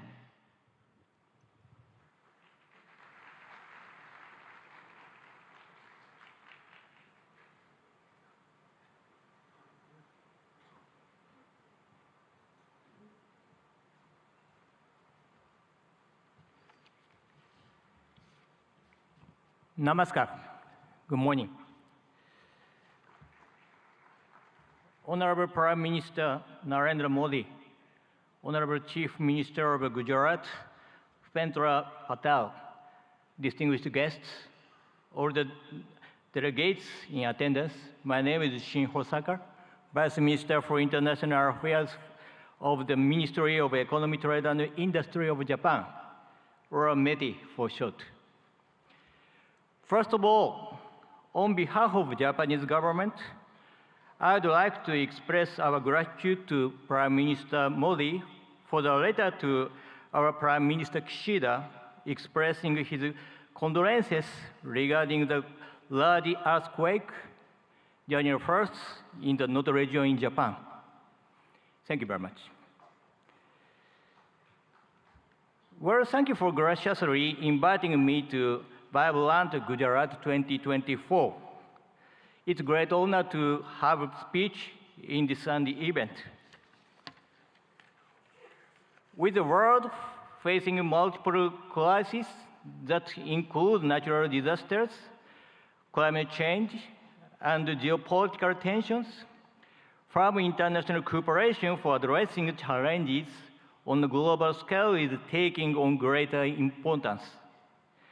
I wish to express my admiration for the formidable leadership of Prime Minister Modi, who, despite such difficult circumstances, has successfully upheld India's great responsibility of the G20 presidency and continues to tackle the promotion of economic cooperation among the global South nations and the resolution of other challenges on a worldwide scale. India and Japan are special strategic global partners bound by the universal values of freedom, democracy, human rights, and rule of law that we have shared over our long history of exchange. Being that we are at such global turning point, I firmly feel that more than ever, the strengthening of relations between India and Japan in the economic sector is imperative for the sake of carving out a sustainable, peaceful future. Up to this point, Japanese corporations have continued to invest in the nation of India with a cumulative amount of investment between 2000 and 2023 reaching $38.3 billion. This amount is second in the world when tax havens are excluded. The number of Japanese corporations that have entered into the Indian market and the number of their bases of operations that have respectively reached 1,400 and 4,800. Over time, these corporations have kept on contributing to the further development of India's manufacturing sector, particularly the automotive field. In the state of Gujarat, a manufacturing industry ecosystem centered on the 4- and 2-wheeled vehicle sectors have been intensively built there. In order to further accelerate the Make in India initiative, Japan will further tackle the improvement of the investment environment through support for Japanese industrial parks. Gujarat currently hosts 6 Japanese-style manufacturing schools where we develop human resources to work on the manufacturing front lines. We intend to continue lending our cooperation in this field going forward. Initiatives by Japanese corporations are also extremely active. To give an example, Suzuki has already produced 750,000 vehicles at its Gujarat-based factory that it sells all over the world, not just in India. Moreover, the company has also adopted a plan to export electric vehicles produced in Gujarat to Japan and Europe in 2025 and beyond. I feel deep gratitude toward the Indian Gujarat governments for their cooperation for so long. Last July, we announced the Japan-India Industrial Co-Creation Initiatives in order to go beyond cooperation in the automotive industry and other existing industry domains to create industries in the name of further developing relations between our respective nations as we move forward. In the semiconductor, hydrogen green, and digital domains in particular, METE is carrying out preparation to proactively assist with business development in India. For cooperation surrounding semiconductors, in July 2023, we executed the Japan-India Semiconductor Supply Chain Partnership and launched a policy dialogue. Last November, we promptly held our first meeting of that partnership, which had over 100 individuals representing Japanese semiconductor-related enterprises in attendance. This time, as well, we carefully selected some semiconductor corporations with considerable potential to contribute to India and asked them to accompany us here. We hope to go beyond contribution to the establishment of semiconductor ecosystem in India in the form of developing semiconductor manufacturing environment, improving the logistic environment, and developing semiconductor human capital. For the hydrogen domains as well, we are providing support for attracting Japanese cooperation to India and lowering the initial risk associated with the start of operations in order to accelerate cooperation with the nation. In fact, world-leading equipment such as water electricity systems and ammonia mixed combustion burners is in the process of being introduced in India. In addition, MET will enact budgetary measures of $200 million for the purpose of accelerating economic cooperation with India. Our hope is to develop concrete projects through these funds towards the future. The concept of Vibrant Gujarat 2024 is gateway to the future. Let Japan, with its accumulation of technology, and India, whose growth is just beginning, join hands in driving forward international society and carving out the future of the world. I will close my speech with the pledge of cooperation as a representative of Japan, India's best friend. Thank you for being such an attentive audience. Thank you very much. Thank you very much, sir. We now invite His Excellency, Mr. Ibrahim Yusuf Al Mubarak, Assistant Minister of Investment, Kingdom of Saudi Arabia, for his address.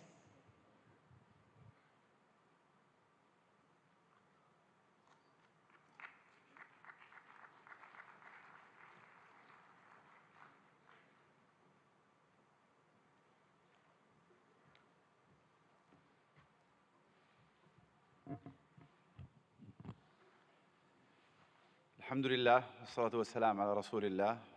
دولة رئيس الوزراء ناريندرا مودي، معالي رئيس الوزراء باتيل رئيس وزراء ولاية جوجرات، أصحاب الفخامة والسمو والمعالي الحضور الكرام، السلام عليكم ورحمة الله وبركاته.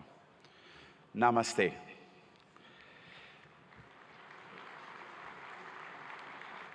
يشرفني الانضمام إليكم هنا في ولاية جوجرات، والتي تجمع اليوم قادة حكومات وقطاع الأعمال والاستثمار من جميع أنحاء العالم، وأنقل لكم تحيات مولاي خادم الحرمين الشريفين الملك سلمان بن عبد العزيز آل سعود، وسمو سيدي ولي العهد ورئيس مجلس الوزراء الأمير محمد بن سلمان إلى حكومة الهند بقيادة دولة الرئيس مودي، لاستضافتها لهذه النسخة العاشرة من قمة جوجرات العالمية النابضة بالحياة. اسمحوا لنا بداية أن نشيد برحلة الهند الاقتصادية المبهرة، والتي وصلت بالهند إلى المرتبة الخامسة على مستوى العالم من حيث الاقتصاد والاستثمار الأجنبي المباشر. كما نهنئكم على رئاستكم الناجحة لمجموعة ال20 كصوت للاقتصادات الناشئة، وهو مما يهمنا بالتأكيد كعضو في مجموعة ال20، إضافة إلى أننا نفخر بانضمامنا إلى البريكس في هذا العام.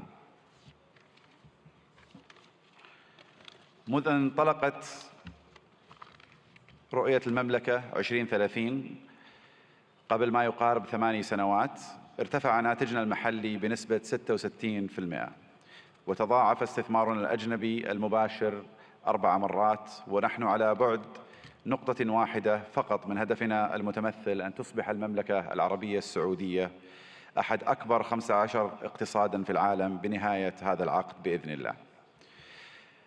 إن مكانة المملكة كشريك استثماري في البنى التحتية التقليدية والطاقة في القرن العشرين تتجاوز ذلك، لتشمل القطاعات الصناعية والخدمية في القرن الحادي والعشرين، مثل السياحة والثقافة والنقل والطاقة المتجددة وتقنية المعلومات والاتصالات والمدن والمصانع الذكية، بالإضافة إلى البناء والنفط والغاز.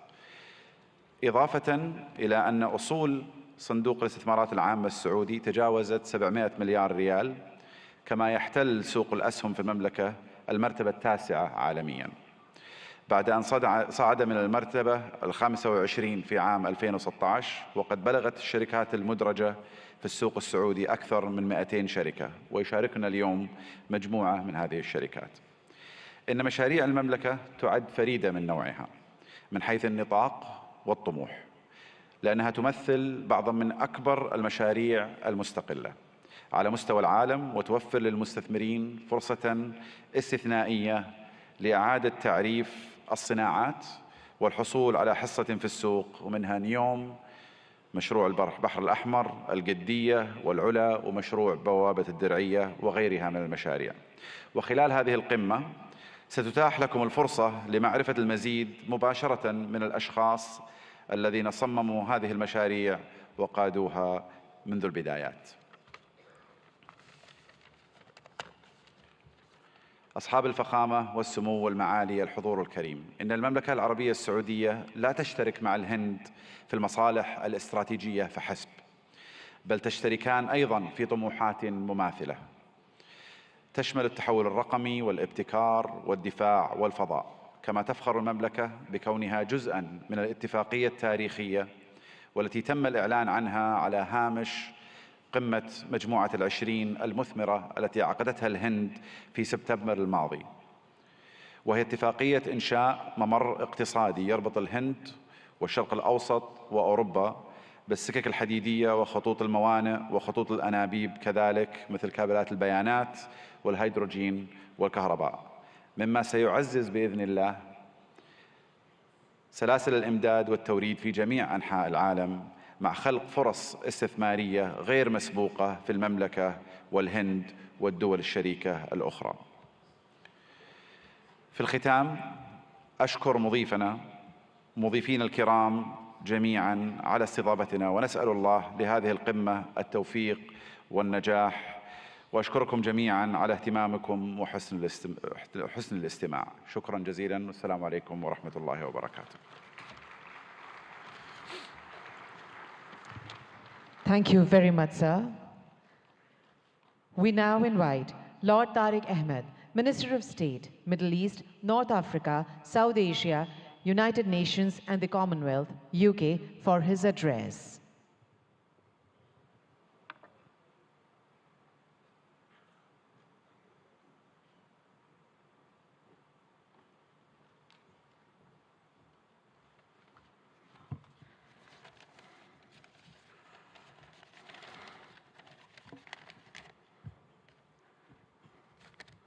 Honorable Prime Minister Narendra Modi ji, Chief Minister, President, Your Excellencies, ladies and gentlemen, and keeping with the tradition, I too can use the phrase, bhaiyo aur behno. ब्रितानी सरकार की तरफ से भारतीय सरकार को नमस्कार और बहुत-बहुत बधाई हो। मुझे बड़ी खुशी है कि आज ब्रितानी का सरकार का नुमाइंदा एक ऐसा इंसान है जिसका हिंदुस्तान से एक गहरा ताल्लुक है। Prime Minister Modi ji, you defined the living bridge between our United Kingdom and India. And therefore it is appropriate that I also extend the greetings of my Prime Minister, Rishi Sunak, indeed the son-in-law of Bharat, the son-in-law of India. And on this occasion of the 10th Vibrant Gujarat, it's my honor to represent the British government on this auspicious occasion. This summit has truly, in every sense, served as a masterclass on how to go about attracting global investors, to have a stake in that remarkable growth, which, as we've seen captains of industry line up and say, is truly remarkable of India Bharat's story. Our nations may be separated by thousands of miles geographically, but that vast distance can diminish with the warmth between our people, that living bridge. And there is so much in common between our two nations. I'm going to park the whole theory of cricket for a moment, but that is an important bridge.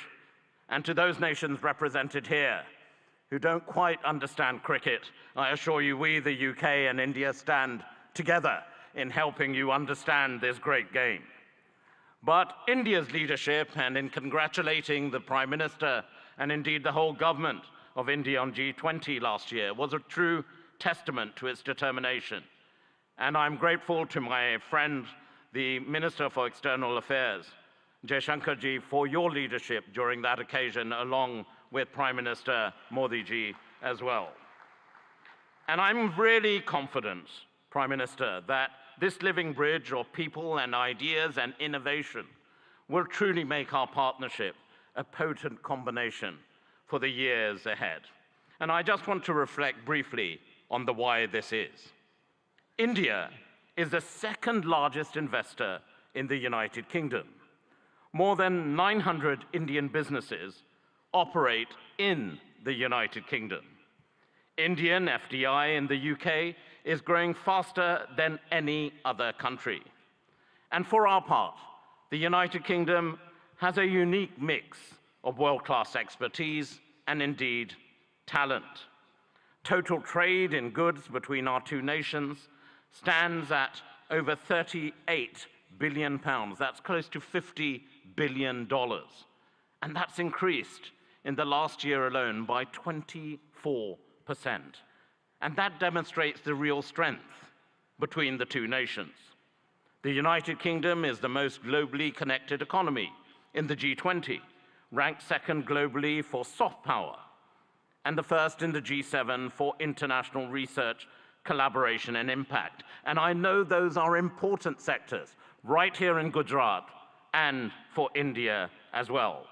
And we've heard already a great deal about green finance. London is also #1 globally for green finance. And that's why we are truly ambitious.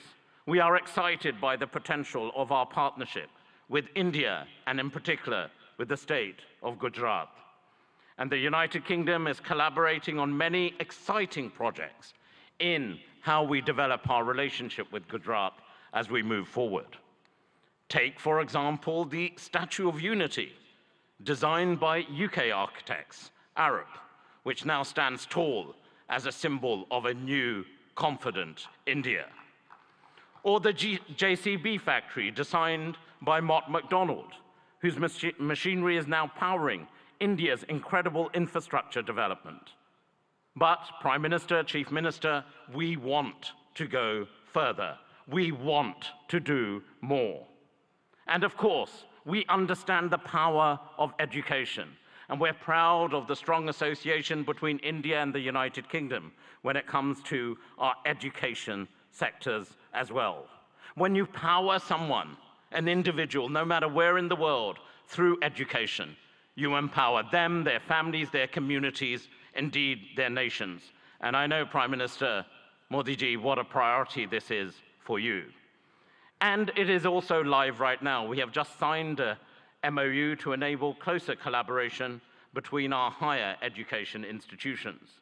We want to go further in the areas of the creative economy, nurturing artists and boosting cultural exchange. Be in no doubt, business links will continue to grow, creating jobs and prosperity, whether it's from here in Ahmedabad to Aberdeen in Scotland in the United Kingdom. Our old friendship is blossoming into a new partnership. Bharat और ब्रितानी एक बहुत गहरी दोस्ती है, एक जिंदा संबंध है. It is a true friendship, a lasting friendship, a deep friendship, and a binding friendship and partnership for today and the future. हमारी तरफ से आपको चीफ मिनिस्टर साहिब, गुजरात इस मौके पे आपका हम बहुत धन्यवाद करते हैं. Thank you so much. बहुत बहुत धन्यवाद. नमस्कार. Thank you very much, sir. We now invite His Excellency Mr. Vahan Karobian, Minister of Economy, Armenia.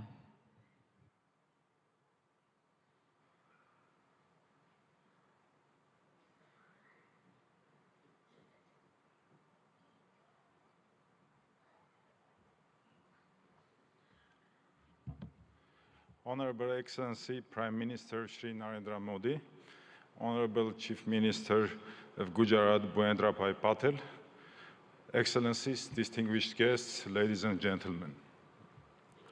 Welcome to the vibrant Gujarat 10th Global Summit. As Minister of Economy of Armenia, I'm delighted to share the remarkable strides of our nation has made, especially in the realm of technology, trade and investment. Our economy is doubled in 3-year time, and economic boom has not only reshaped our domestic landscape, but also positioned Armenia as the most advanced economy within the Caucasus and Eurasian Economic Union. In the burgeoning tech sector, dynamic trade environment and attractive investment opportunities in Armenia have drawn global attention. Our commitment to continuously improving a business-friendly environment is evident in our progressive policies, which have been instrumental in catalyzing growth and innovation. For example, with our good friends from United Arab Emirates, we managed to increase our mutual trade by 10 times to $2 billion in just 2-3 years, building firm trade bridges between different fragments of the world economy. A pivotal aspect of our economic narrative is the increasing movement of trade and investments between India and Armenia. This bilateral investment flow is a testament to the deepening economic ties between our nations. It's heartening to see Armenian investments finding a fertile ground in India, and likewise, Indian investments flourishing in Armenia. We see investments in high-tech manufacturing, metallurgy, mining, jewelry and diamond cutting, and other sectors. Armenia may also contribute to semiconductor efforts of Gujarat and India, especially in R&D services. We have homed R&D centers for several semiconductor companies, such as Cisco, Microchip Technology, AMD, Siemens, NVIDIA, Synopsys, and others. Given this promising potential, it's crucial for both the Armenian and Indian governments to further encourage and develop this mutual trade, logistics, and investment opportunities. By doing so, we can unlock new avenues of collaboration, foster innovation, and pave the way for a prosperous future. Armenia's strategic position within the Eurasian Economic Union opens up additional prospects. Leveraging this position can benefit businesses looking to tap into the expansive Eurasian market, facilitating industrial development, trade, logistics, and joint ventures. Honorable Prime Minister, recently, Prime Minister of Armenia announced Crossroads of Peace project that is aimed to strengthen logistics and economic connectivity across the region. As we convene at this summit, I offer you to explore the logistics opportunities to connect India and Europe via Iran's Chabahar, Armenia, and Georgia. This multimodal transport route, which is under development now, may become a competitive linkage between Europe or Eurasia and India. For centuries, Armenian traders were actively engaged in trade between India and Europe.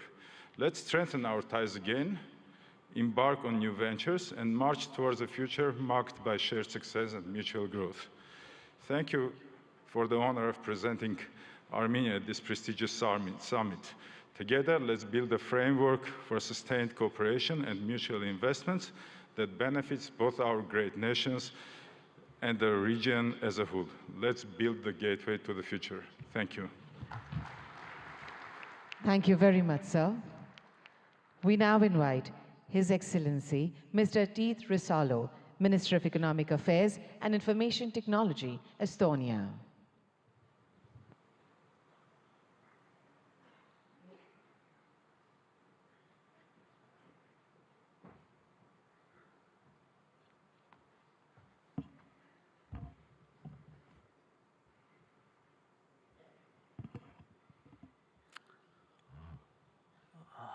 Prime Minister, Chief Minister, Excellencies, ladies and gentlemen, dear friends, namaste, or tere hommikust, as we say in Estonia. I believe India is a spiritual country where people believe still in miracles. And let me present you one straight away. It's me standing here representing the Republic of Estonia, free and independent country with a population of 1.4 million. Archaeology tells us that Estonians have been living in the same place for 5,000 years. But from the written history of 1,000+ years, we have been independent only 50.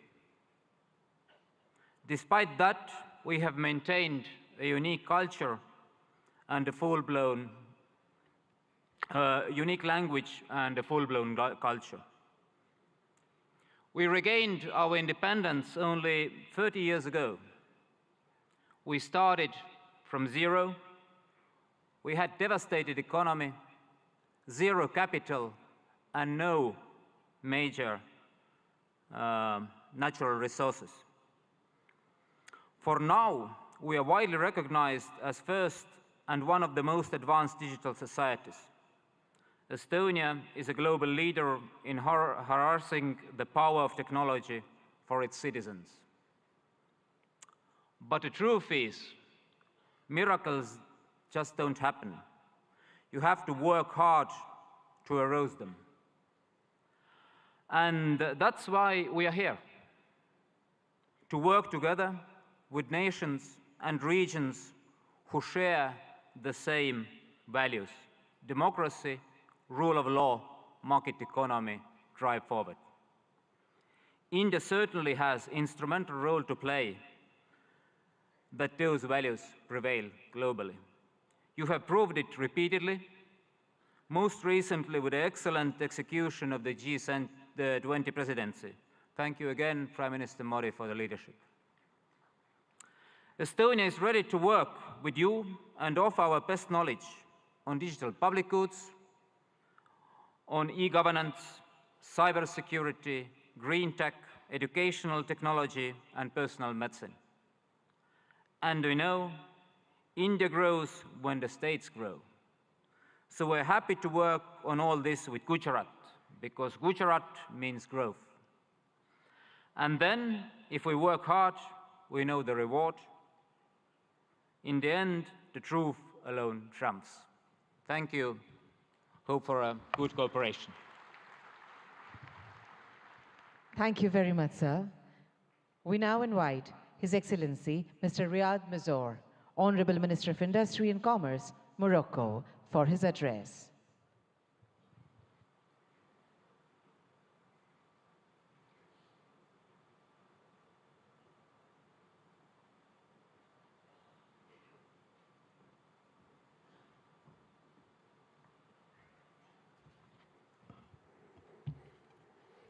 Honorable Shri Narendra Modi, Prime Minister of Bharat.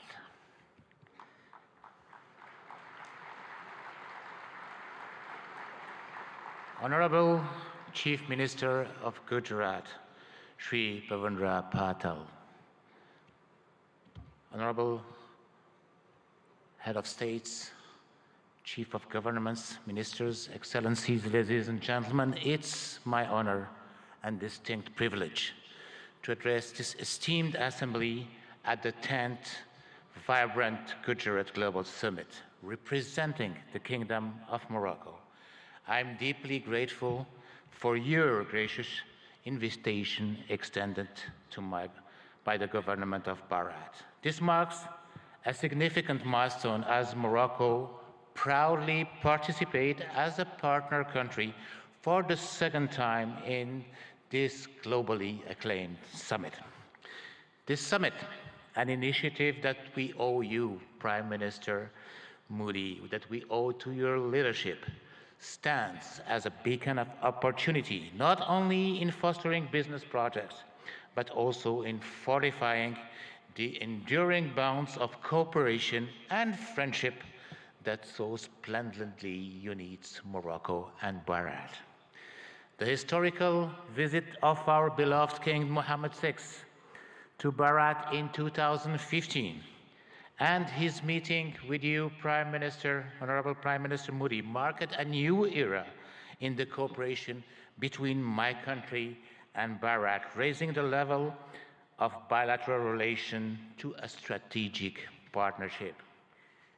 Even our beloved king at that time expressed his admiration for the Indian model, which has succeeded in emerging as one of the largest world economy. Let me comment on what has been said beforehand. Prime Minister Modi, you made Gujarat as an engine of growth for Bharat, but you made Bharat as the engine of growth of the world. Morocco, for its part, has also evolved positively, showing a regional leadership in advanced sectors, such as automotive, aerospace, semiconductor, and fertilizer industry, coupled with a significant transformation of historical sectors such as textile and agri-food. All sectors have been performing remarkably well despite successive crises, which confirm the undeniable success of the industry policy of Morocco, Gujarat, and Bahrain. Since then, our two governments have worked tirelessly to achieve the objectives set. Today, there are almost 50 agreements and MOUs signed in various sectors. Today, there are also 45 Indian companies established in Morocco, while there were only 13 in 2015. Today, our exchanges have tripled from $1.4 billion to $4.2 billion. Today, Gujarat, India, has hosted the most important Moroccan investments in Asia. This is a testimony of the great momentum that had been injected into Moroccan-Indian bilateral relations, and I'm confident this will continue to grow as both of our nations share a commitment to economic growth, sustainable development, and mutual prosperities. Ladies and gentlemen, under the guidance of our beloved king, Morocco has embarked on a transformative journey, guided by a strategic development roadmap that has steered the nation towards openness and remarkable progress. In the face of supply shocks and succession of global crises, Morocco's resilience has been extraordinary, showcasing its agility to navigate through multifaceted challenges with innovative solutions. Indeed, our country's GDP has tripled in the last 20 years, and we multiplied our manufacturing export by 6 since 2000. Today, 87% of our exports are manufactured products. Today, Morocco is the first manufacturer of cars in Africa and one of the most competitive countries worldwide in producing cars and renewable energy. Well, the best and the most competitive country in producing cars is still Bahrain.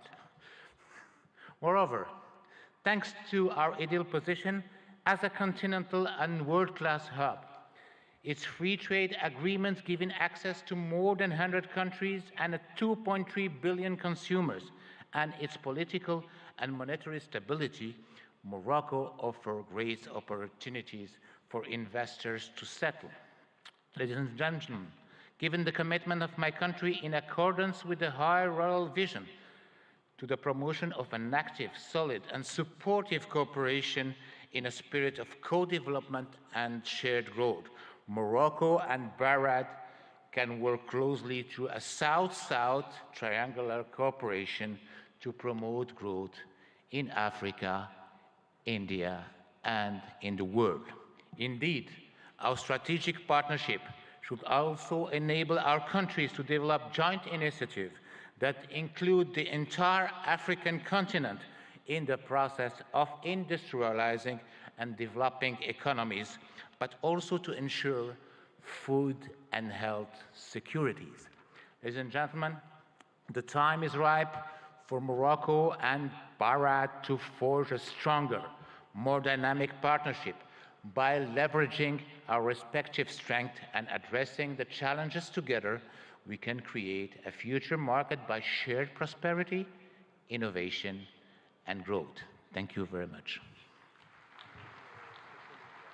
Thank you very much, sir. We would now like to welcome His Excellency Mr. Prakash Sharan Mahad, Finance Minister of Nepal.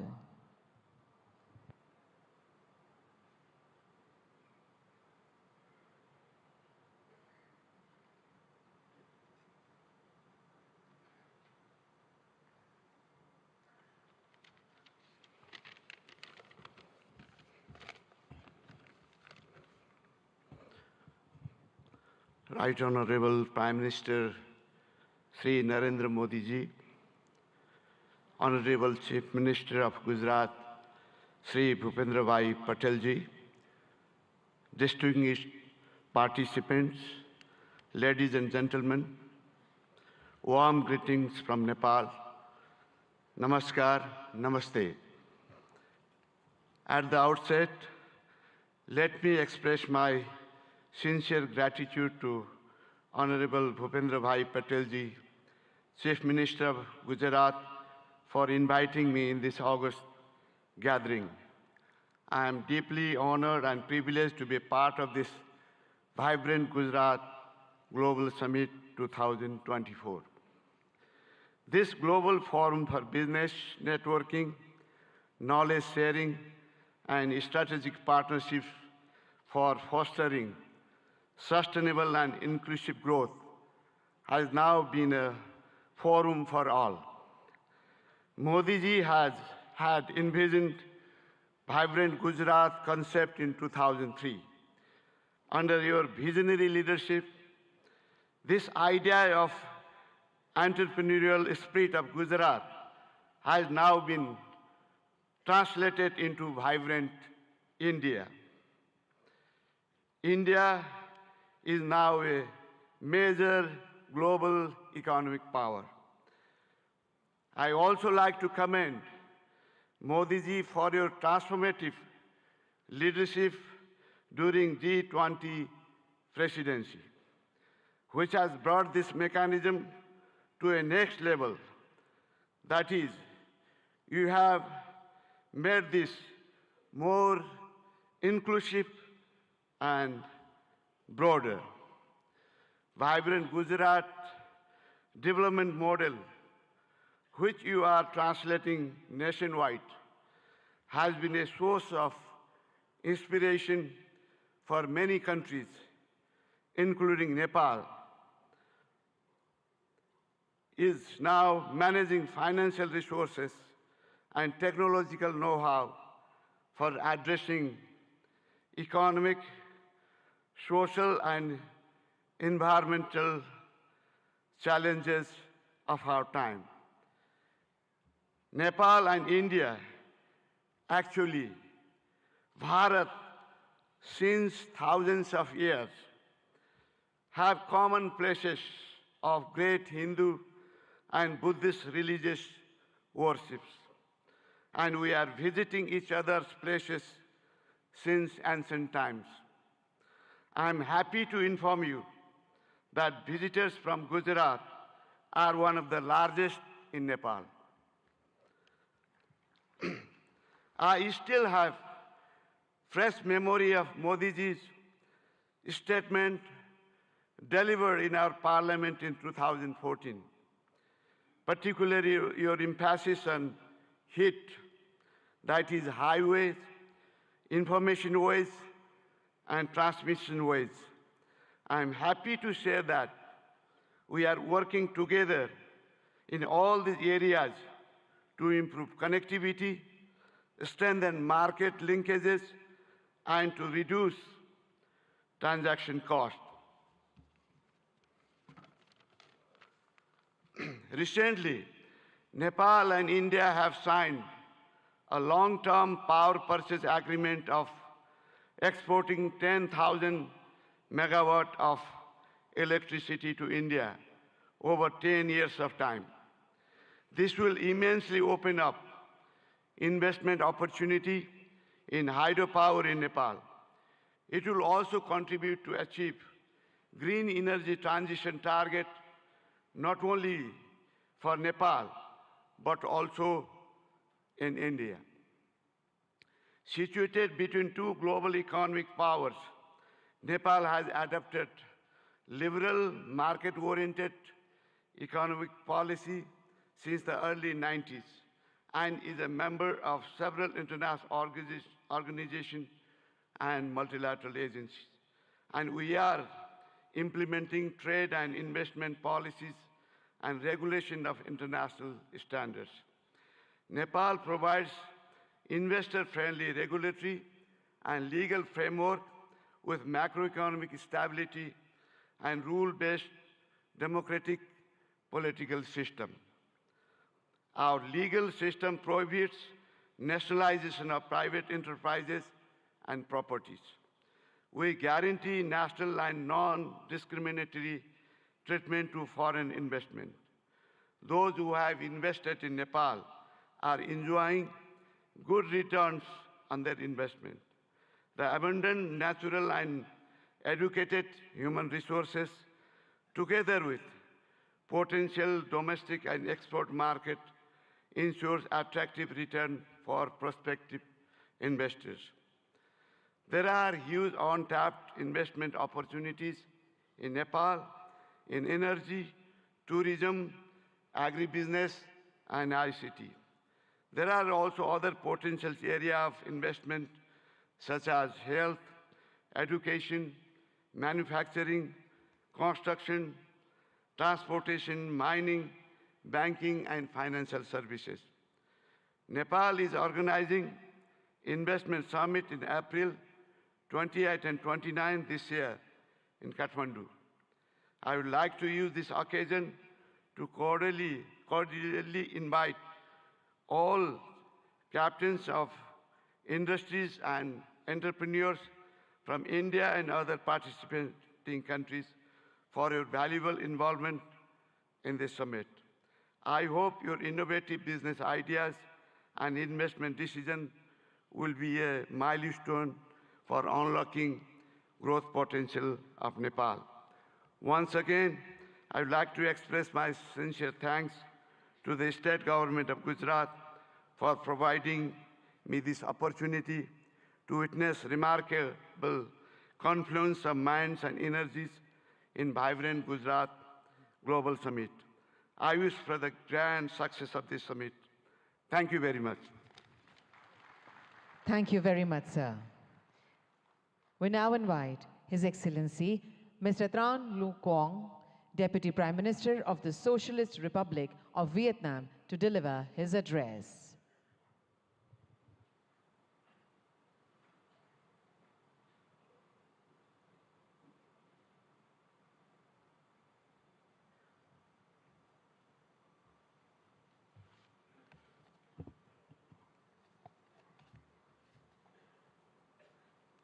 Thưa Ngài Narendra Modi, Thủ tướng nước Cộng hòa Ấn Độ, thưa Ngài Thủ tướng bang Gujarat, thưa các vị nguyên thủ quốc gia, người đứng đầu chính phủ các nước, thưa toàn thể quý vị.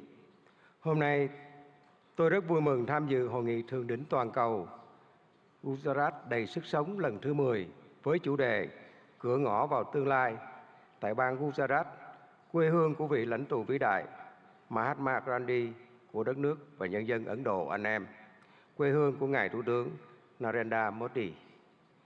Với quy mô ngày càng lớn và sự tham gia đông đảo của lãnh đạo và doanh nghiệp Ấn Độ cũng như các nước, Gujarat đầy sức sống đã thể hiện rõ tầm nhìn của Thủ tướng Modi và nỗ lực của bang Gujarat, góp phần khẳng định sự hấp dẫn cũng như vai trò và vị thế quốc tế ngày càng cao của Ấn Độ.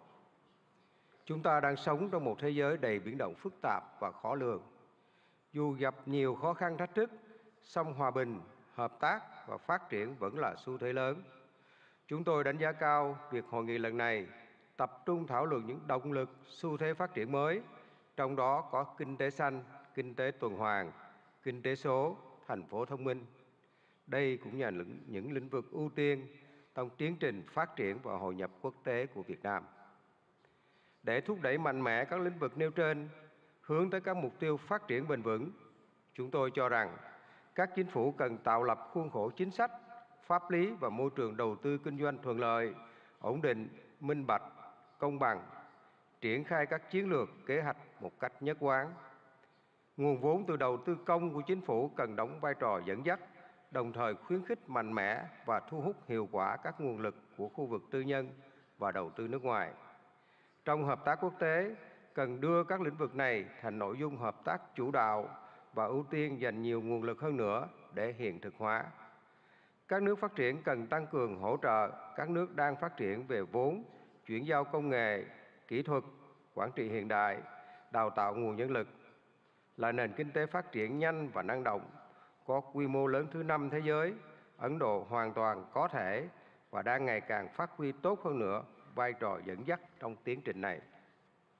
Thưa tất cả quý vị, thời gian qua, quan hệ hữu nghị truyền thống và đối tác chiến lược toàn diện giữa Việt Nam và Ấn Độ không ngừng phát triển trên các lĩnh vực. Việt Nam trân trọng cảm ơn và đánh giá cao sự hỗ trợ hiệu quả của Ấn Độ trong đào tạo nguồn nhân lực, phát triển khoa học công nghệ, chuyển đổi năng lượng, chuyển đổi số. Trong thời gian tới, chúng tôi mong muốn đẩy mạnh hơn nữa hợp tác với Ấn Độ nói chung và bang Gujarat nói riêng, nhất là trong các lĩnh vực có thế mạnh của Ấn Độ và phù hợp với ưu tiên phát triển của Việt Nam. Trong đó, nhiều lĩnh vực sẽ được trao đổi tại hội nghị lần này. Là bạn, là đối tác tin cậy và là thành viên tích cực, có trách nhiệm trong cộng đồng quốc tế, Việt Nam luôn hoan nghênh và sẵn sàng tạo một điều kiện thuận lợi nhất để các doanh nghiệp Ấn Độ đầu tư, kinh doanh lâu dài ở Việt Nam. Chúng tôi tin tưởng rằng hợp tác tốt đẹp giữa Việt Nam và Ấn Độ không chỉ mang lại lợi ích cho cộng đồng doanh nghiệp và nhân dân hai nước, mà còn đóng góp tích cực cho hòa bình, hợp tác và phát triển thịnh vượng, bền vững ở khu vực và trên thế giới. Xin chúc Ngài Thủ tướng Modi, các vị lãnh đạo và toàn thể quý vị sức khỏe và hạnh phúc. Chúc hội nghị của chúng ta thành công tốt đẹp. Xin trân trọng cảm ơn.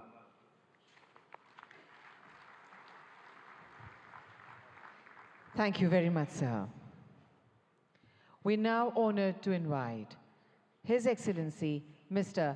Petr Fiala, Honorable Prime Minister, Czech Republic, for his address.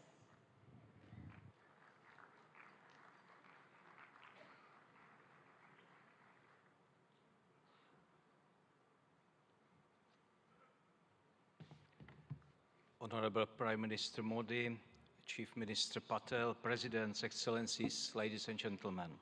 First, please let me congratulate you on 20 years of this successful summit. I'm excited to see Gujarat's impressive economic growth and to feel the energy of the largest democracy in the world. Thank you, Chief Minister Patel, for your kind hospitality. It is a real pleasure to be here. Ladies and gentlemen, the topic of this summit is Gateway to the Future. It is a big inspiration. We are at a special point and can choose our future. It is a time of dramatic risks, but also of great chances, because the problems of today are very complex. It is not wise to concentrate on only one strategy. I think the humanity needs to work with three main priorities, three keys to unlock the gateway. The first key is innovation and new technologies. The second key is advanced industry. And the third key is applied research, which benefits the public, like in health and medicine. Please let me tell you about the position of the Czech Republic. The first key is innovation and new technologies. My country is quickly moving to a higher value economy. We are changing our education system, and we want stronger accent on STEM subjects. We also support innovation and partnership between universities, research institutions, and private sector. Maybe you know some innovative Czech brands. For example, the software security company Avast or the online ticketing global player Kiwi. My government is mainly interested in long-term strategic investment. This includes AI research, electromobility, and especially semiconductors. They are key for high-tech industries today, from cars to mobile phones. We also pay close attention to innovation in the energy sector. Unlike many European countries, we believe in the future of nuclear power. We have 50 years of expertise in nuclear power. Our top interest is development of small modular reactors. On this way, we want to work with leading global makers. It is also a chance to improve our Czech-Indian capacities in nuclear energy research. We are very serious about innovation in renewable energy and green digital technologies. The goal is to have reliable, efficient, and sustainable energy. This is about clean environment, and the potential for Czech-Indian collaboration is great, not only in energy, but also in wastewater treatment or in sustainable agriculture. The second key to our future is advanced industry. My country is a great exporter of high-quality industrial goods. I am sure that you know some of the traditional Czech brands. Bata, Škoda, Tatra, or Java are well established in India.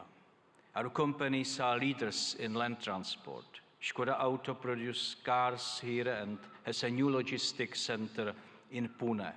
It can be active and make India e-mobility hub of tomorrow.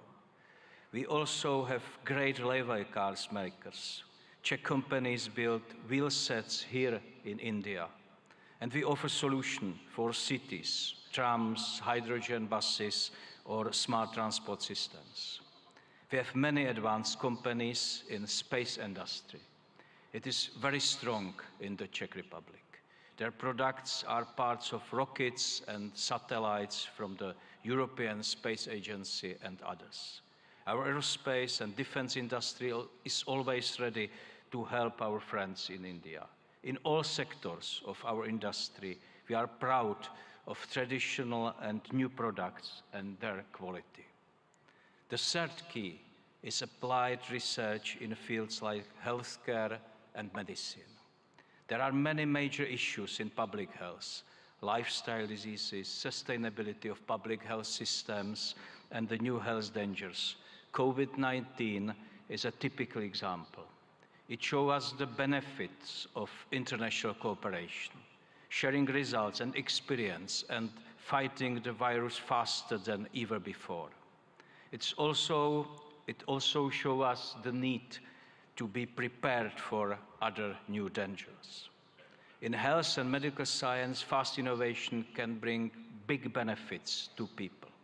Its importance will only increase. There are many bad demographic and lifestyle trends in the world today. And health and medical research is also a very important driver of future economic growth.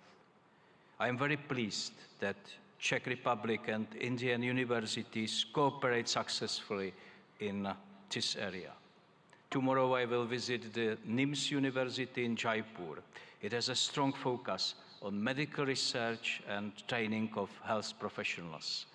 It is an institution which applies experience of top Czech and Indian experts.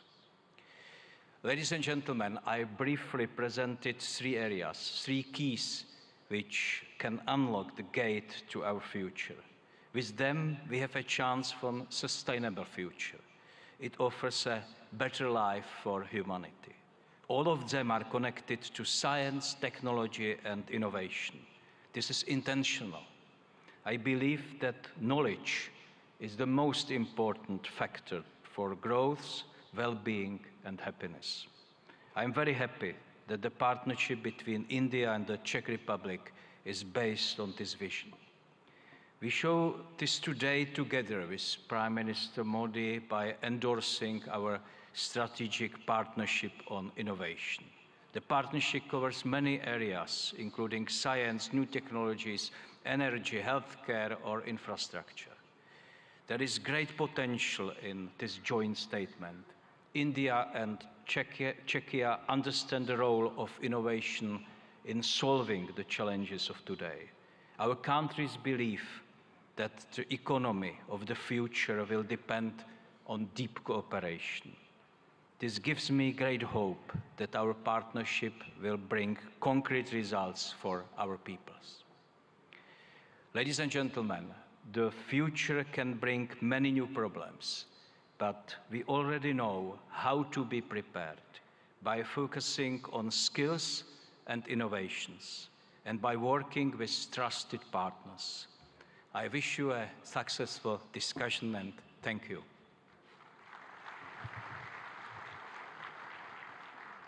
Thank you very much, sir, for your words of appreciation and encouragement. We now feel proud in inviting His Excellency, Mr. Philip Nyusi, Honorable President, Mozambique, to deliver his address.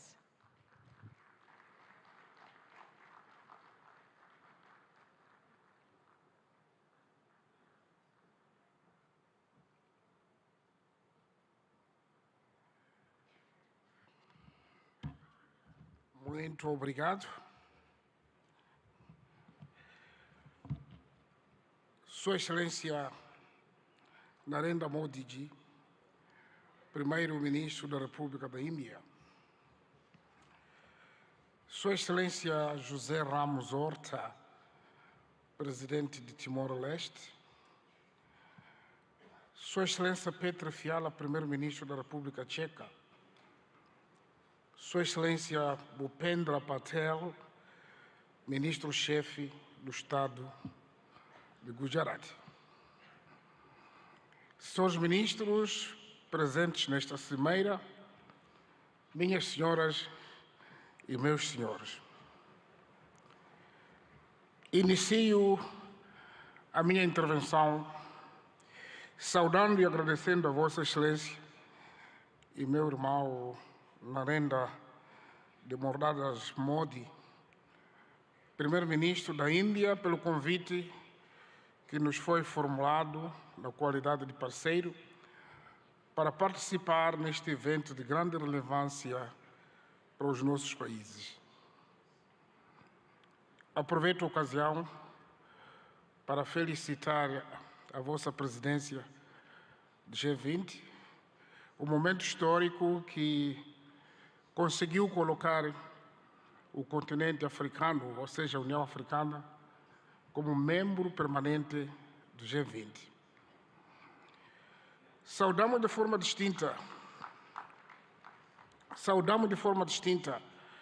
a Sua Excelência Bhupendra Patel, Ministro-Chefe do Estado de Gujarat, ao povo e governo de Gujarat, pelo acolhimento que nos tem sido dispensado desde a nossa chegada a esta histórica cidade industrial, o maior centro de refinaria de petróleo do mundo e de corte e polimento de diamantes. Senhor Primeiro-Ministro, Excelências, em Ahmedabad me sinto em minha própria casa, pois foi daqui que adquiri conhecimentos que me têm ajudado a adicionar ao que antes tinha conseguido e com o espírito de sempre aprender, me permite dar a minha humilde contribuição para o desenvolvimento do meu país, Moçambique. Suprabhat Mara Gujarat Deshwasione. Umujamachu. Habar Namaste. A República de Moçambique participa neste fórum singular de Gujarat com o objetivo de aprender e partilhar a experiência a nível estatal, empresarial, da sociedade civil e da academia, conforme está estruturado no evento. É nosso interesse identificar oportunidades e estabelecer parcerias para coletivamente e com base em vantagens mútuas criar alicerces para o desenvolvimento harmonioso, criação da riqueza e do bem-estar para os nossos povos. A República da Índia e o Estado de Gujarat, em particular, oferecem a muitos países em desenvolvimento a oportunidade de partilhar a experiência de resiliência e de superação perante obstáculos ao desenvolvimento. O fato desta Cimeira Bienal, instituída há mais de 20 anos, assumir-se como ponto de partida para a autossuficiência de uma região, a Cimeira Global de Gujarat tem também a particularidade de encorajar os países e Estados a fazerem uma apresentação sobre as oportunidades de negócio e de investimentos que oferecem. O nosso interesse em aprender da experiência de Gujarat é ainda maior porque acreditamos na estratégia de desenvolvimento baseada na autossuficiência, ou seja, na produção e transformação interna de recursos ao nosso dispor, destinada a autoconsumo e exportação. Por outro lado, os momentos temáticos agendados nesta edição da Cimeira Global de Gujarat abrangem áreas importantes para o fortalecimento da nossa cooperação bilateral. Destacamos a promoção da feira comercial, os temas sobre a transição para a economia verde no âmbito do desenvolvimento econômico sustentável, tecnologia e inovação como motores de crescimento econômico e a questão do financiamento de infraestruturas sustentáveis.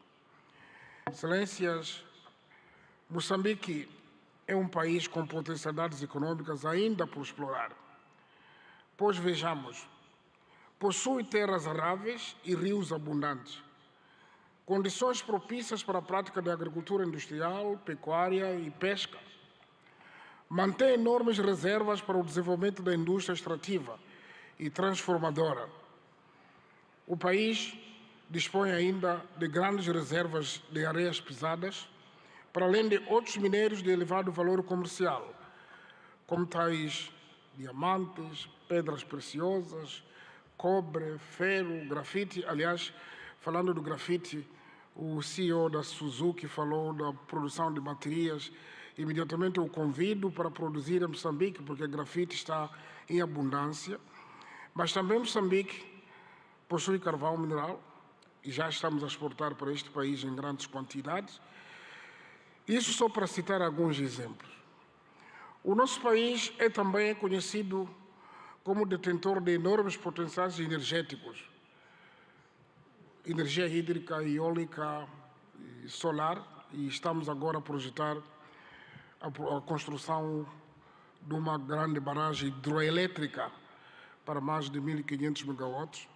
Esperamos que pode haver interesse de participar conosco ainda. Isso incluindo também uma das maiores reservas de gás natural do mundo, na bacia do Rovuma. Aliás, sei dizer que 3 empresas maiores deste país são parceiros na exploração do gás em Moçambique. Moçambique oferece igualmente oportunidades para o desenvolvimento de todo tipo de turismo, incluindo o ecoturismo. O nosso país, por ser banhado pelo nosso oceano comum, que é o Oceano Índico, permite que o canal de Moçambique seja a rota comercial estratégica de muitos países, incluindo os países de Interland da África Austral, cujo acesso ao mar é através de Moçambique. Também desfilou neste pódio o CEO do DP World. Ele pode ser testemunho porque já estão a operar nos portos moçambicanos. Portanto, investir em Moçambique é também tirar benefício das oportunidades econômicas que a sub-região da África Austral, isto é, dos países da SADC, oferece com um mercado de mais de 250 milhões de habitantes. A legislação sobre investimentos em Moçambique oferece um pacote de investimentos de incentivos aos investidores que decidam apostar no país para a produção de bens e serviços que criam oportunidades de emprego para os jovens moçambicanos e concorram para o acréscimo de valor, industrialização e modernização da economia. Neste contexto, para fortalecer a cooperação internacional, através da criação de parcerias produtivas conducentes a uma rápida aceleração do crescimento econômico global e melhoria das condições de vida das nossas populações, convido mulheres, homens de negócios indianos e de todas as outras partes do mundo aqui presentes a investir em Moçambique numa base de ganhos mútuos. O governo de Moçambique tudo faz e fará de modo a assegurar uma parceria econômica em que todos saiamos a ganhar e juntos contribuamos para um mundo próspero para nós e para as futuras gerações. Termino afirmando que a meta coletiva ficou patente, que é melhorar as condições de vida da humanidade num ambiente de paz, cooperação, solidariedade e de sustentabilidade em que se respeite e se preserve o planeta Terra, a nossa casa comum. Fazemos votos que desta semeira brotem negócios viáveis em benefício dos nossos países e povos. A todos desejamos melhores venturas e muitos sucessos na criação do progresso e bem-estar comum. Obrigado, parabéns, Primeiro-Ministro Modi. Thank you so much, sir, for your words of praise and your insights on shared journey of development. We would now with pleasure invite His Excellency, Mr. José Ramos Mirta, Honorable President Timor-Leste, to deliver his significant address.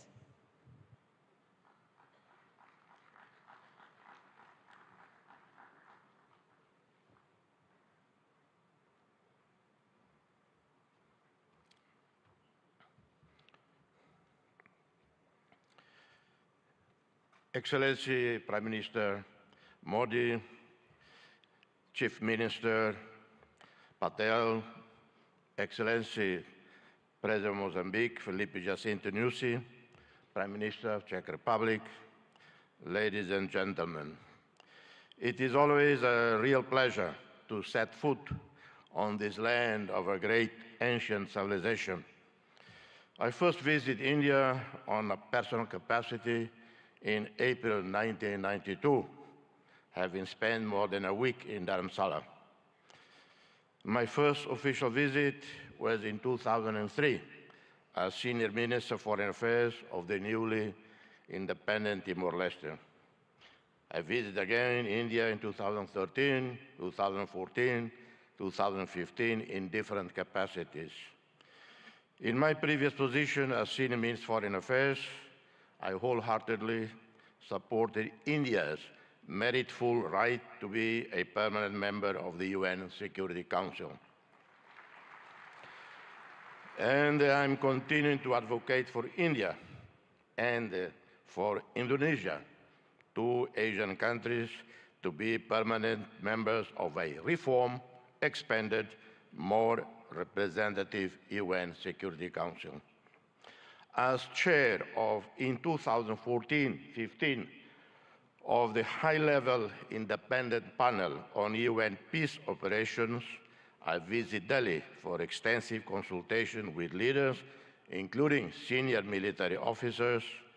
I worked closely with the Permanent Mission of India to the UN in New York as we produce a 100-page report and recommendations on how the UN should anticipate, respond more timely and effectively to the new emerging security challenges. This is my relationship with India. My sincere appreciation for the invitation to address this prestigious international forum, my gratitude to a great visionary, transformative leader, Prime Minister Narendra Modi, who conceived the 10th Vibrant Gujarat Global Summit in 2003. Gratitude for the warm reception extended to me and members of my delegation. This forum, now renowned globally, has been a catalyst for business networking, knowledge sharing, strategic partnerships, inclusive growth, and sustainable development. The state of Gujarat, driven by an inherent entrepreneurial spirit, has emerged as an industrial leader and a favored destination for investment. Timor-Leste, for its part, represents an oasis of peace, tolerance, and stability, where fundamental rights and freedoms are strictly safeguarded. The International Media Watch, called Reporters Without Borders, based in Brussels, rates Timor-Leste number 10 globally in media freedom out of 193 countries. Timor-Leste stands out with a business environment conducive to investments, having consolidated global presence as an active member of the United Nations, the Community of Portuguese-speaking countries, CPLP, a pioneer, founder of the G7 plus fragile states, leader and spokesperson in climate change within LDCs and SEEDS. We are progressing our membership process with WTO, which should happen probably in February, hoping to formally exceed by March this year. Formal ASEAN membership should occur in 2025. We are committed to creating a favorable business environment with legislation in line with international best practices, protecting foreign investments, eliminating double taxation, open PPPs, BOTs, and any other mutually beneficial modality consistent with the priorities outlined in our National Strategic Development Plan. We have a sovereign wealth fund with significant investments in U.S. Treasury bonds and other developed market bonds, and have invested significantly in equities internationally with more than 1,000 portfolios, with annual returns of over 8%. We have zero debt to commercial banks. Our debt to regional or multilateral lending institutions is 13% of our GDP. Our young and vibrant diaspora present in countries such as Australia, South Korea, Indonesia, Malaysia, Portugal, the United Kingdom contribute significantly to the development of both host countries and Timor-Leste, with foreign remittances being an important part of our society well-being. We invite you, ladies and gentlemen, to invest with us, be part of the realization of a dream. Opportunities abound. I outline some. In the tourism sector, almost the entire northern coast of Timor-Leste, plus Atauro and Jaco Islands, teem with the richest biodiversity in the world. That's according to Conservation International, not according to me personally. Boasting the healthiest coral biodiversity in the entire region, known as the Amazon of the seas. Atauro Island, located north of Timor-Leste's capital, is recognized as a most important part of the global center of marine biodiversity and a global priority for conservation. We integrate a region that covers 1.6% of the planet's ocean area, boasting with marine life, home to 76% of all known coral species in the world, and habitat of more than 3,000 species of fish. We are seeking investments and partnerships in hotels, resorts, homestays, convention centers, restaurants, services, customer support, wellness, and hospitals.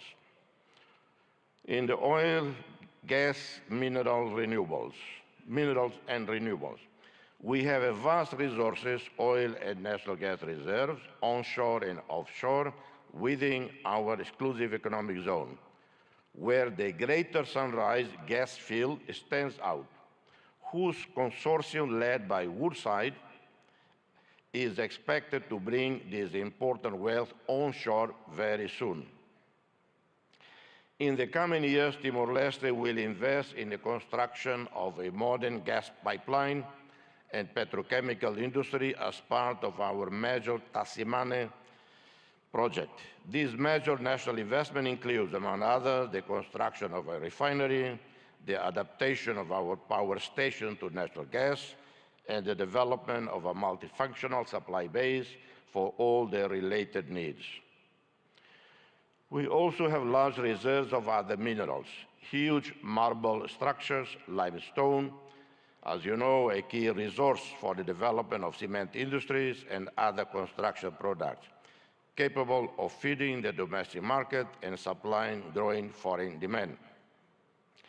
Green economy, renewable energies. Committed to sustainable development, we seek to invest in renewable energy as prudent, incremental transition to renewable energies. We are looking forward to working with the UAE, led by a visionary leader, our friend, President Sheikh Mohammed bin Zayed Al Nahyan, with whom we share many commonalities. This is in line with commitments made at the recent COP28 summit held in Dubai. I take the opportunity to congratulate His Royal Highness, the President of UAE, Sheikh Mohammed bin Zayed Al Nahyan, for the success of the UAE chairmanship of the 28th Conference of the Parties to UNFCCC. We have a great potential for developing solar and wind energy production fields, and some projects are underway with the support of the Asia Development Bank, namely in the municipality of Manatutu, where an initial investment of US $120 million is expected to produce in 25 years, overall return above US $300 million. We seek to develop hydroelectrics with the construction of dams and mini hydroelectric plants that can take advantage of the mountainous terrain and rainy season, guaranteeing access to clean energy and reserve water for irrigation and urban supply. Infrastructure and transport. In the last 15 years, we have seen dramatic improvements in our infrastructure sector. National roads, electricity now covering 96.1% of the country, one state-of-the-art port, the Port of Tiber Bay, operating since 2022, with a total investment of $280 million. This was a first public-private partnership celebrated between Timor-Leste with the French Bolloré Group and the World Bank. One of the best projects in this sector, it is capable of transforming this port into a hub for connecting people and goods at regional level. We are also starting the first phase of the expansion of Dili International Airport with an initial investment of $97.7 million, partially funded by the ADB, IFC, and the governments of Australia and Japan. This includes expanding the runway, building a modern terminal. This links up to a wider program facilitating air services with other national and regional airports, combined with aircraft maintenance network capable of transforming Timor-Leste into a hub for air connectivity and services. In connectivity, we are looking forward to the arrival onshore in Dili in 2024, 9 months from now, of a submarine cable from Port Hedland, Australia, a project funded by the Australian government. Health, the development of the national health system with improvement and modernization of our primary, secondary, tertiary healthcare network go hand in hand with investments planned in tourism, infrastructure, in different economic activities, responding to the needs of our national and foreign customers.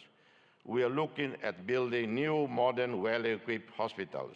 In 2002, we had 20 medical doctors for roughly 900,000 people. In 2024, we have over 1,200 medical doctors for 1,400,000 people. Our ASEAN roadmap and accession anticipates the construction of suitable infrastructure to host international summits, such as airports, communication facilities, five-star hotels, convention centers, modern health and hospital services. Agriculture, fisheries, and forestry. Timor-Leste has great potential for agricultural development. Traditional crops such as rice, coffee, maize, cassava, cocoa, vanilla. We have one of the best, or I would say the best coffees in the world. I apologize to any coffee producing country here, but I think we are rated the best in the world. And the Prime Minister, I suggest Indians should drink more coffee. That would help selling our coffee. We plan to develop projects that can respond to the needs of domestic consumers, enhance food security and self-sufficiency in order to reduce excessive dependence on imported food. We will invest more in the production, processing, distribution, and export of meat, fish, and seafood, milk, and dairy products with added value that may contribute to reducing malnutrition and poverty. Investments can also be in the reforestation of areas at risk of natural disasters, planting traditional species such as sandalwood, or those with great commercial potential such as mahogany. Inspired by India, we seek technologically sustainable growth, promoting innovation and digital economy. India has highly trained and specialized human resources in the new technology sector, taking advantage of the different telecommunications infrastructures. You have also been successful in developing highly profitable digital economy projects that benefit the entire production value chain. You have linked producers, distributors, retailers, and consumers on the one hand, and promoting increasingly innovative, creative, competitive products through digital platforms and social online networks on the other. Prime Minister, dear friend, we eagerly anticipate the inauguration of the Embassy of Democratic Republic of Timor-Leste in Delhi soon, this year. Simultaneously, we await with great anticipation the opening of the Embassy of India in Delhi, thereby solidifying the visionary concept put forth by Your Excellency Prime Minister Modi, a call to forge a Delhi axis of progress and development.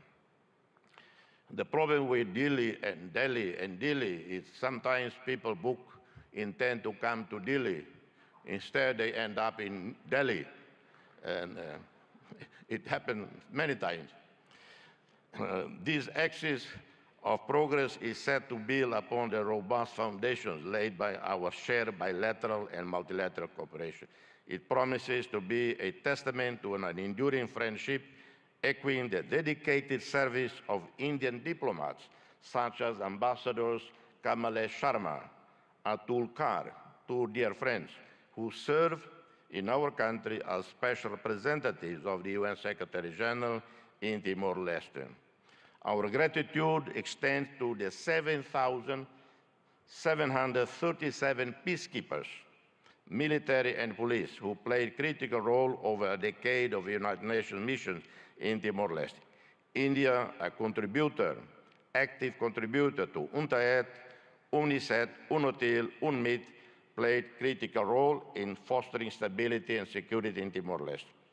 India's commitment to assisting Timor-Leste in developing essential human resources, diplomats, and the leadership officers as part of its process to accession to ASEAN is highly commendable, and we have very grateful to you, Prime Minister. Notably, 12 diplomats have recently undergone training at the Sushma Swaraj Institute of Foreign Service, a demonstration of fulfillment of this commitment. We hope to expand this partnership in coming years.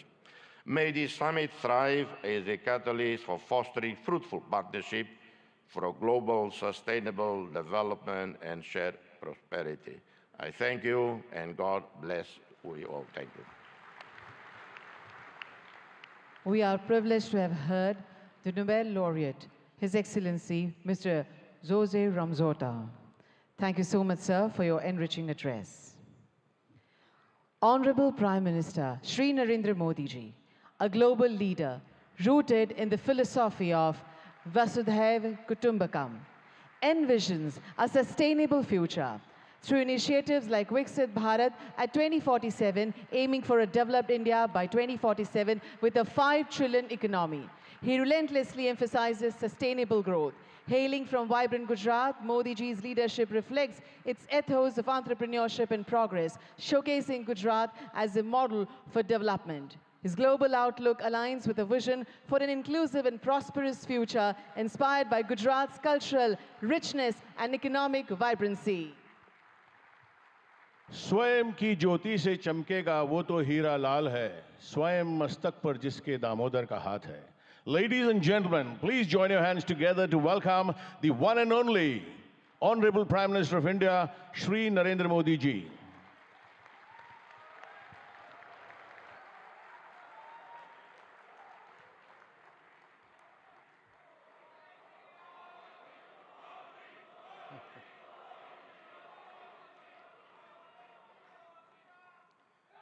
His Excellency Mr. Philip Nyusi, President of Mozambique, His Excellency Mr. Ramos Horat, President of Timor-Leste, His Excellency Mr. Petr Fiala, Prime Minister of Czech Republic, Gujarat के governor Acharya Devvrat जी, यहाँ के लोकप्रिय मुख्यमंत्री भूपेंद्र भाई पटेल, देश विदेश से आए हुए सभी विशेष अतिथि, अन्य महानुभाव, देवी और सज्जनों, आप सभी को 2024 की अनेक अनेक शुभकामनाएं।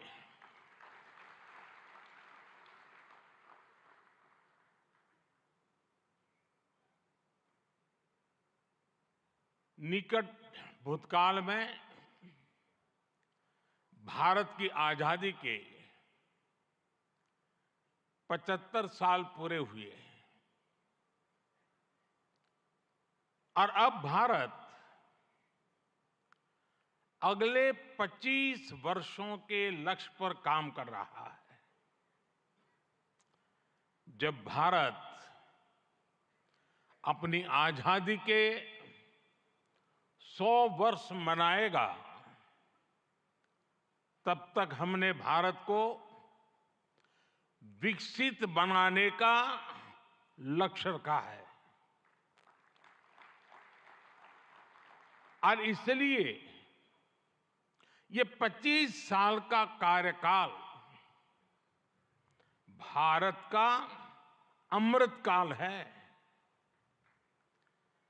ये नए सपने, नए संकल्प और नित्य नूतन सिद्धियों का कार्यकाल है। इस अमृतकाल में ये पहली वाइब्रेंट गुजरात ग्लोबल समिट हो रही है और इसलिए इसका महत्व और बढ़ गया है। इस समिट में आए 100 से ज्यादा देशों के प्रतिनिधि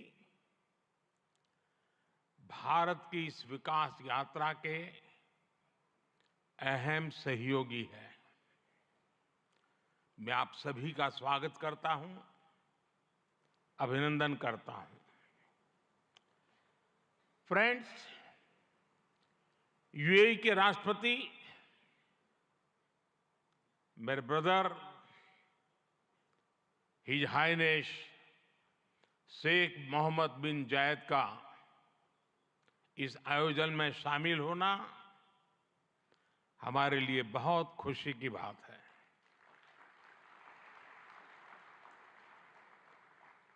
वाइब्रेंट गुजरात में इस समिट में उनका यहां चीफ गेस्ट के तौर पर उपस्थित होना भारत और यूएई के दिनों दिन मजबूत होते आत्मीय संबंधों का प्रतीक है। कुछ देर पहले हमने उनके विचार सुने। भारत को लेकर उनका विश्वास, उनका सहयोग बहुत ही गर्मजोशी से भरा हुआ है। जैसा उन्होंने कहा, vibrant Gujarat summit economic development और इन्वेस्टमेंट से जुड़ी जानकारियों और अनुभव साझा करने का ग्लोबल प्लेटफॉर्म बन गई है। इस समिट में भी भारत और यूएई ने फूड पार्क्स के विकास के लिए, रिन्यूएबल एनर्जी के क्षेत्र में सहयोग बढ़ाने के लिए, इनोवेटिव हेल्थ केयर में निवेश के लिए कई महत्वपूर्ण समझौते किए हैं। भारत के पोर्ट इंफ्रास्ट्रक्चर में यूएई की कंपनियों द्वारा कई बिलियन डॉलर के नए निवेश पर सहमति बनी है। यूएई के सॉवरेन वेल्थ फंड द्वारा गिफ्ट सिटी में ऑपरेशन शुरू किए जाएंगे। ट्रांसवर्ल्ड कंपनी यहां एयरक्राफ्ट और शिप लीजिंग एक्टिविटीज भी शुरू करने जा रही है। भारत और यूएई ने जिस तरह अपने रिश्तों को एक नई ऊंचाई दी है, उसका बहुत बड़ा श्रेय मेरे brother his highness Sheikh Mohammed bin Zayed को जाता है। फ्रेंड्स, मोजाम्बिक के प्रेसिडेंट हिज एक्सेलेंसी न्यूसी से कल भी मेरी बहुत विस्तार से बात हुई है। उनके लिए तो गुजरात आना पुरानी यादों को ताजा करने जैसा है। प्रेसिडेंट न्यूसी आईआईएम अहमदाबाद के एल्यूमनाई है।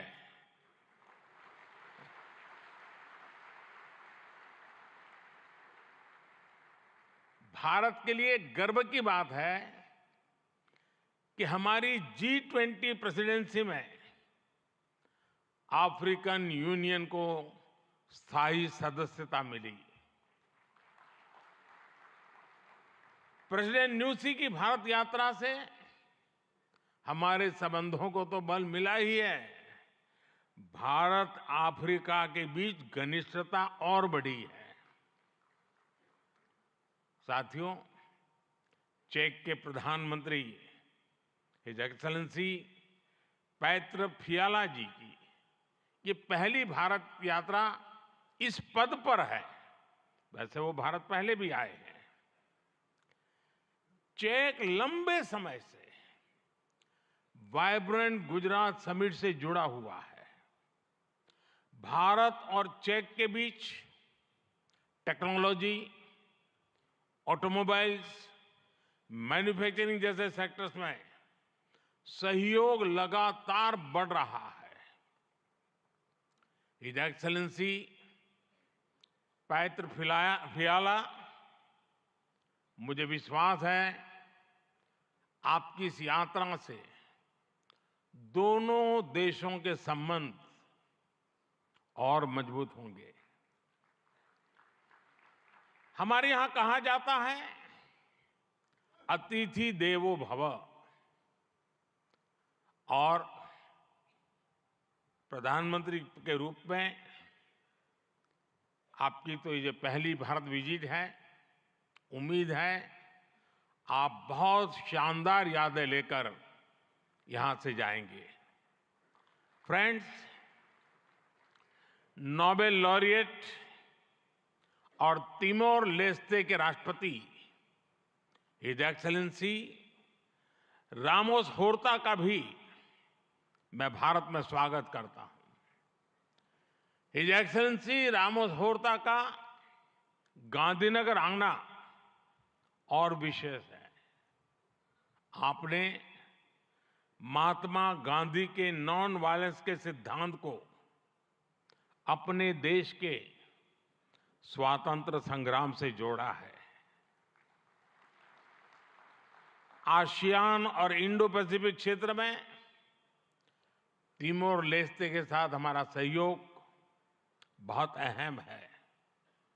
फ्रेंड्स, कुछ समय पहले ही वाइब्रेंट गुजरात ग्लोबल समिट को 20 वर्ष पूरे हुए हैं। बीते 20 वर्षों में इस समिट ने नए आइडियाज को प्लेटफॉर्म दिया है। इसने इन्वेस्टमेंट्स और रिटर्न्स के लिए नए गेटवे बनाए हैं। और अब वाइब्रेंट गुजरात ग्लोबल समिट की इस बार की थीम है, गेटवे टू द फ्यूचर। 21वीं सदी की दुनिया का फ्यूचर हमारे साझे प्रयासों से ही उज्जवल बनेगा। भारत ने अपनी G20 प्रेसिडेंसी के दौरान भी ग्लोबल फ्यूचर के लिए एक रोड मैप दिया है। वाइब्रेंट गुजरात ग्लोबल समिट के इस एडिशन में भी इस विजन को और आगे बढ़ा रहे हैं। भारत I2U2 और दूसरे मल्टीलेटरल ऑर्गेनाइजेशन के साथ पार्टनरशिप को लगातार मजबूत कर रहा है। One world, one family, one future का सिद्धांत विश्व कल्याण की अनिवार्य आवश्यकता है। फ्रेंड्स, आज तेजी से बदलते हुए वर्ल्ड ऑर्डर में भारत विश्व मित्र की भूमिका में आगे बढ़ रहा है।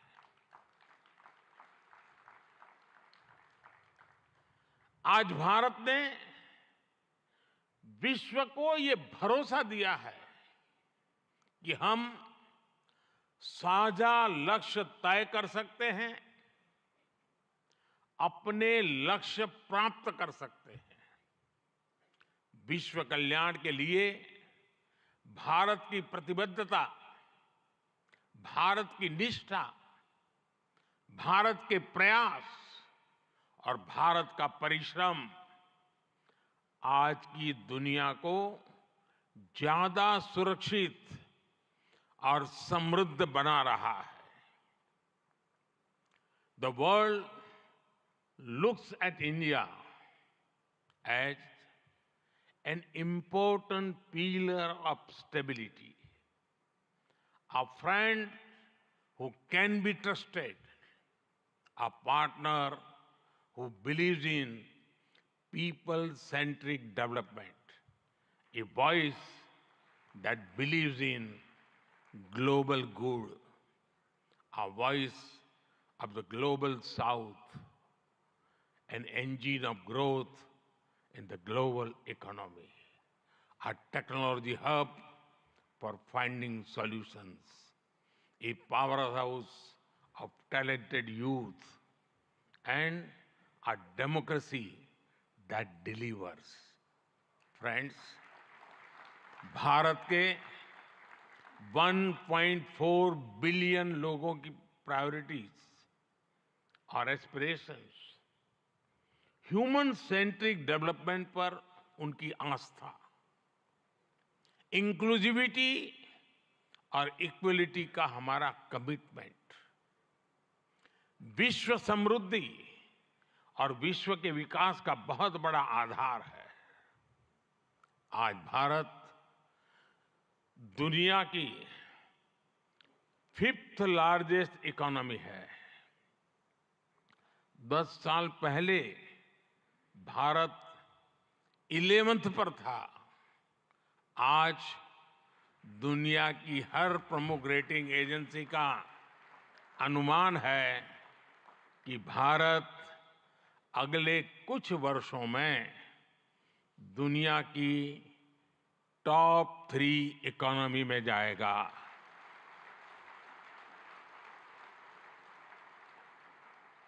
दुनिया के लोग जो एनालिसिस करना है करते रहे, मेरी गारंटी है कि हो जाएगा।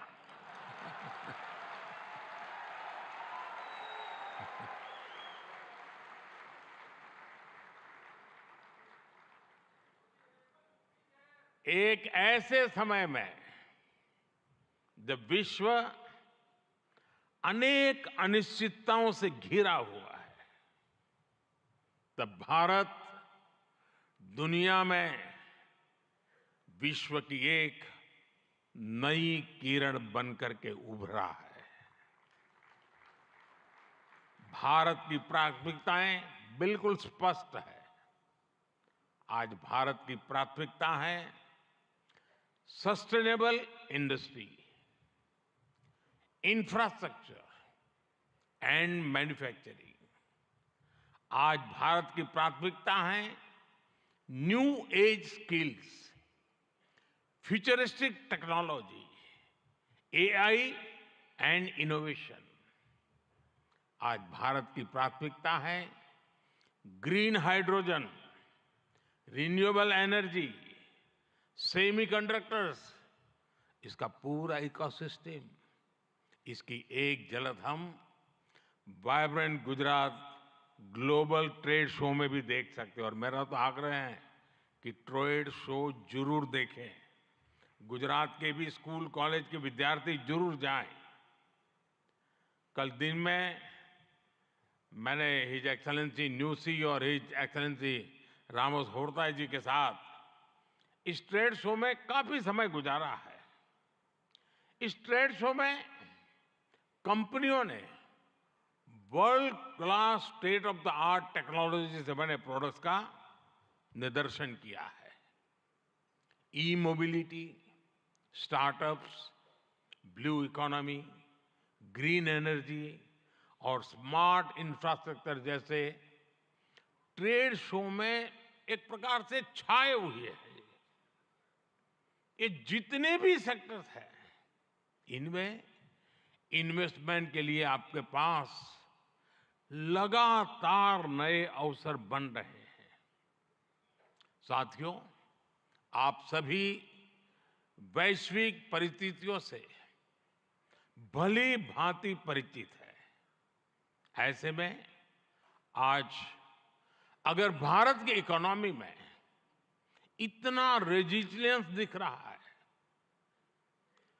अगर आज भारत की ग्रोथ में इतना मोमेंटम दिख रहा है, तो इसके पीछे बड़ी वजह है बीते 10 वर्षों में स्ट्रक्चरल रिफॉर्म्स पर हमारा फोकस।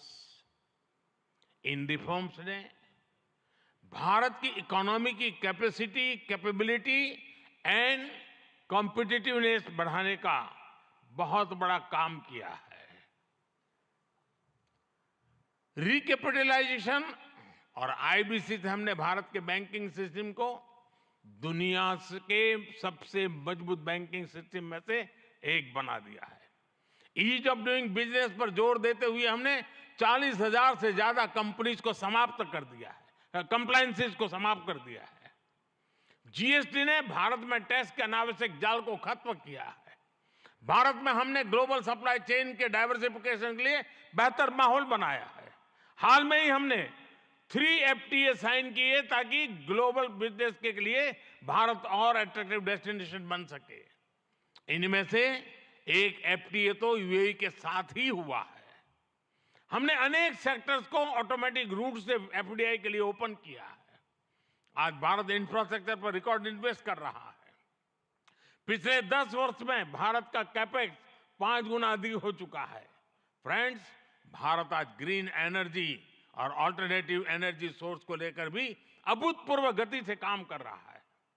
भारत की रिन्यूएबल एनर्जी कैपेसिटी 3 गुना बढ़ी है और सोलर एनर्जी कैपेसिटी में 20 गुना वृद्धि हुई है। डिजिटल इंडिया मिशन ने भारत में लाइफ और बिजनेस दोनों को ट्रांसफॉर्म कर दिया है। 10 वर्षों में सस्ते फोन और सस्ते डेटा से डिजिटल इंक्लूजन की नई क्रांति आई है। हर गांव तक ऑप्टिकल फाइबर पहुंचाने का अभियान, 5G का तेजी से विस्तार आम भारतीयों का जीवन बदल रहा है। आज हम दुनिया में तीसरे बड़े स्टार्टअप इकोसिस्टम है। 10 वर्ष पहले तक भारत में कुछ 100 स्टार्टअप थे। आज भारत में 1,15,000 रजिस्टर्ड स्टार्टअप्स है। भारत के ओवरऑल एक्सपोर्ट में भी रिकॉर्ड बढ़ोतरी हुई है। फ्रेंड्स, भारत में जो ये बदलाव आ रहा है, वो भारत के नागरिकों की ईज ऑफ लिविंग भी बढ़ा रहा है, उन्हें एम्पावर कर रहा है। हमारी सरकार के 5 वर्षों में 13.5 करोड़ से ज्यादा लोग गरीबी से बाहर निकले हैं। भारत में मिडिल क्लास की एवरेज इनकम लगातार बढ़ रही है। भारत में फीमेल वर्कफोर्स के पार्टिसिपेशन में भी रिकॉर्ड वृद्धि हुई है। भारत के भविष्य के लिए ये बहुत अच्छी संकेत है और इसलिए मैं आप सभी का आह्वान करूंगा कि भारत की इस विकास यात्रा से जुड़िए, हमारे साथ चलिए।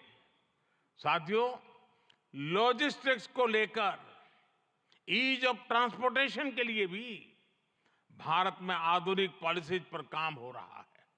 10 साल पहले भारत में 74 एयरपोर्ट थे। आज भारत में 149 एयरपोर्ट्स हैं।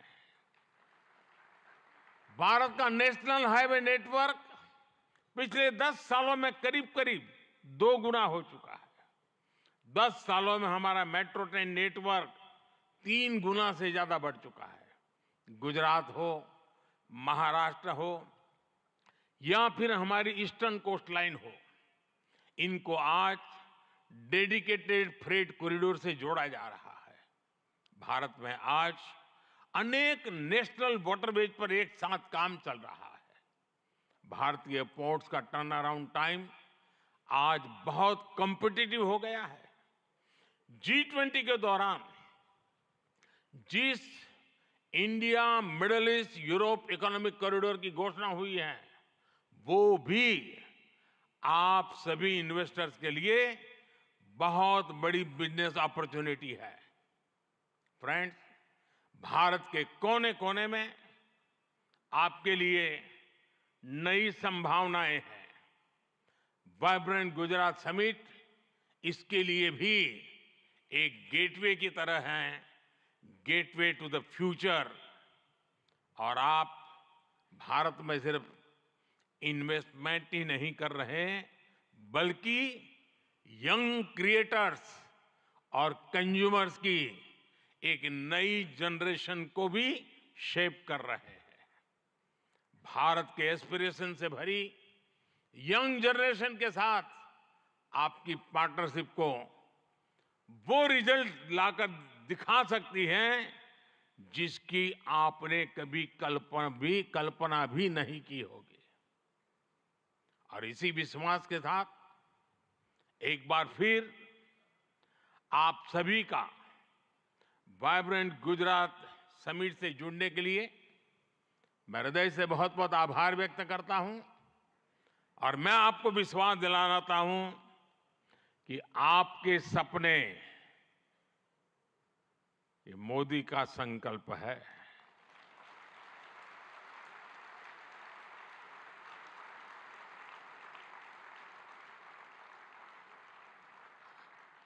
आपके सपने जितने बड़े होंगे, मेरा संकल्प भी उतना ही बड़ा होगा। आइए, सपने देखने के अवसर अनेक हैं, संकल्प पूरा करने का सामर्थ्य भी मौजूद है। बहुत बहुत धन्यवाद। माननीय प्रधानमंत्री महोदय, आपके प्रेरणादायक उद्बोधन और गुजरात की विकास कहानी में सक्रिय रूप से भाग लेने के लिए, सभी को प्रोत्साहित करने के लिए एवं आपकी प्रेरक उपस्थिति के लिए हम भी आपका बहुत बहुत धन्यवाद करते हैं। We extend our heartfelt appreciation for the same. एक बार फिर यहाँ उपस्थित सभी गणमान्य अतिथि एवं समस्त सभागण का हम आभार व्यक्त करते हैं। बहुत बहुत धन्यवाद।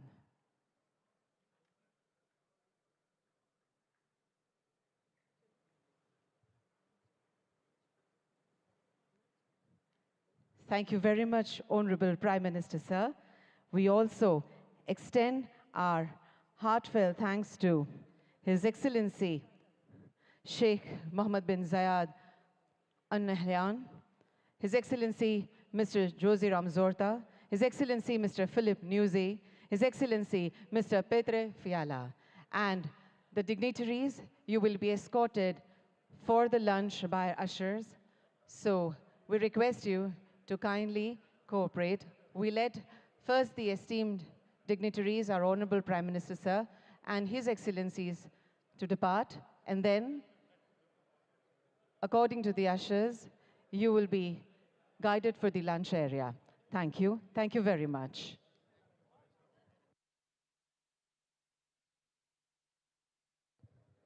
There is a humble request to everyone who used the handsets for the interpretation. Kindly leave them on the chairs. Thank you very much.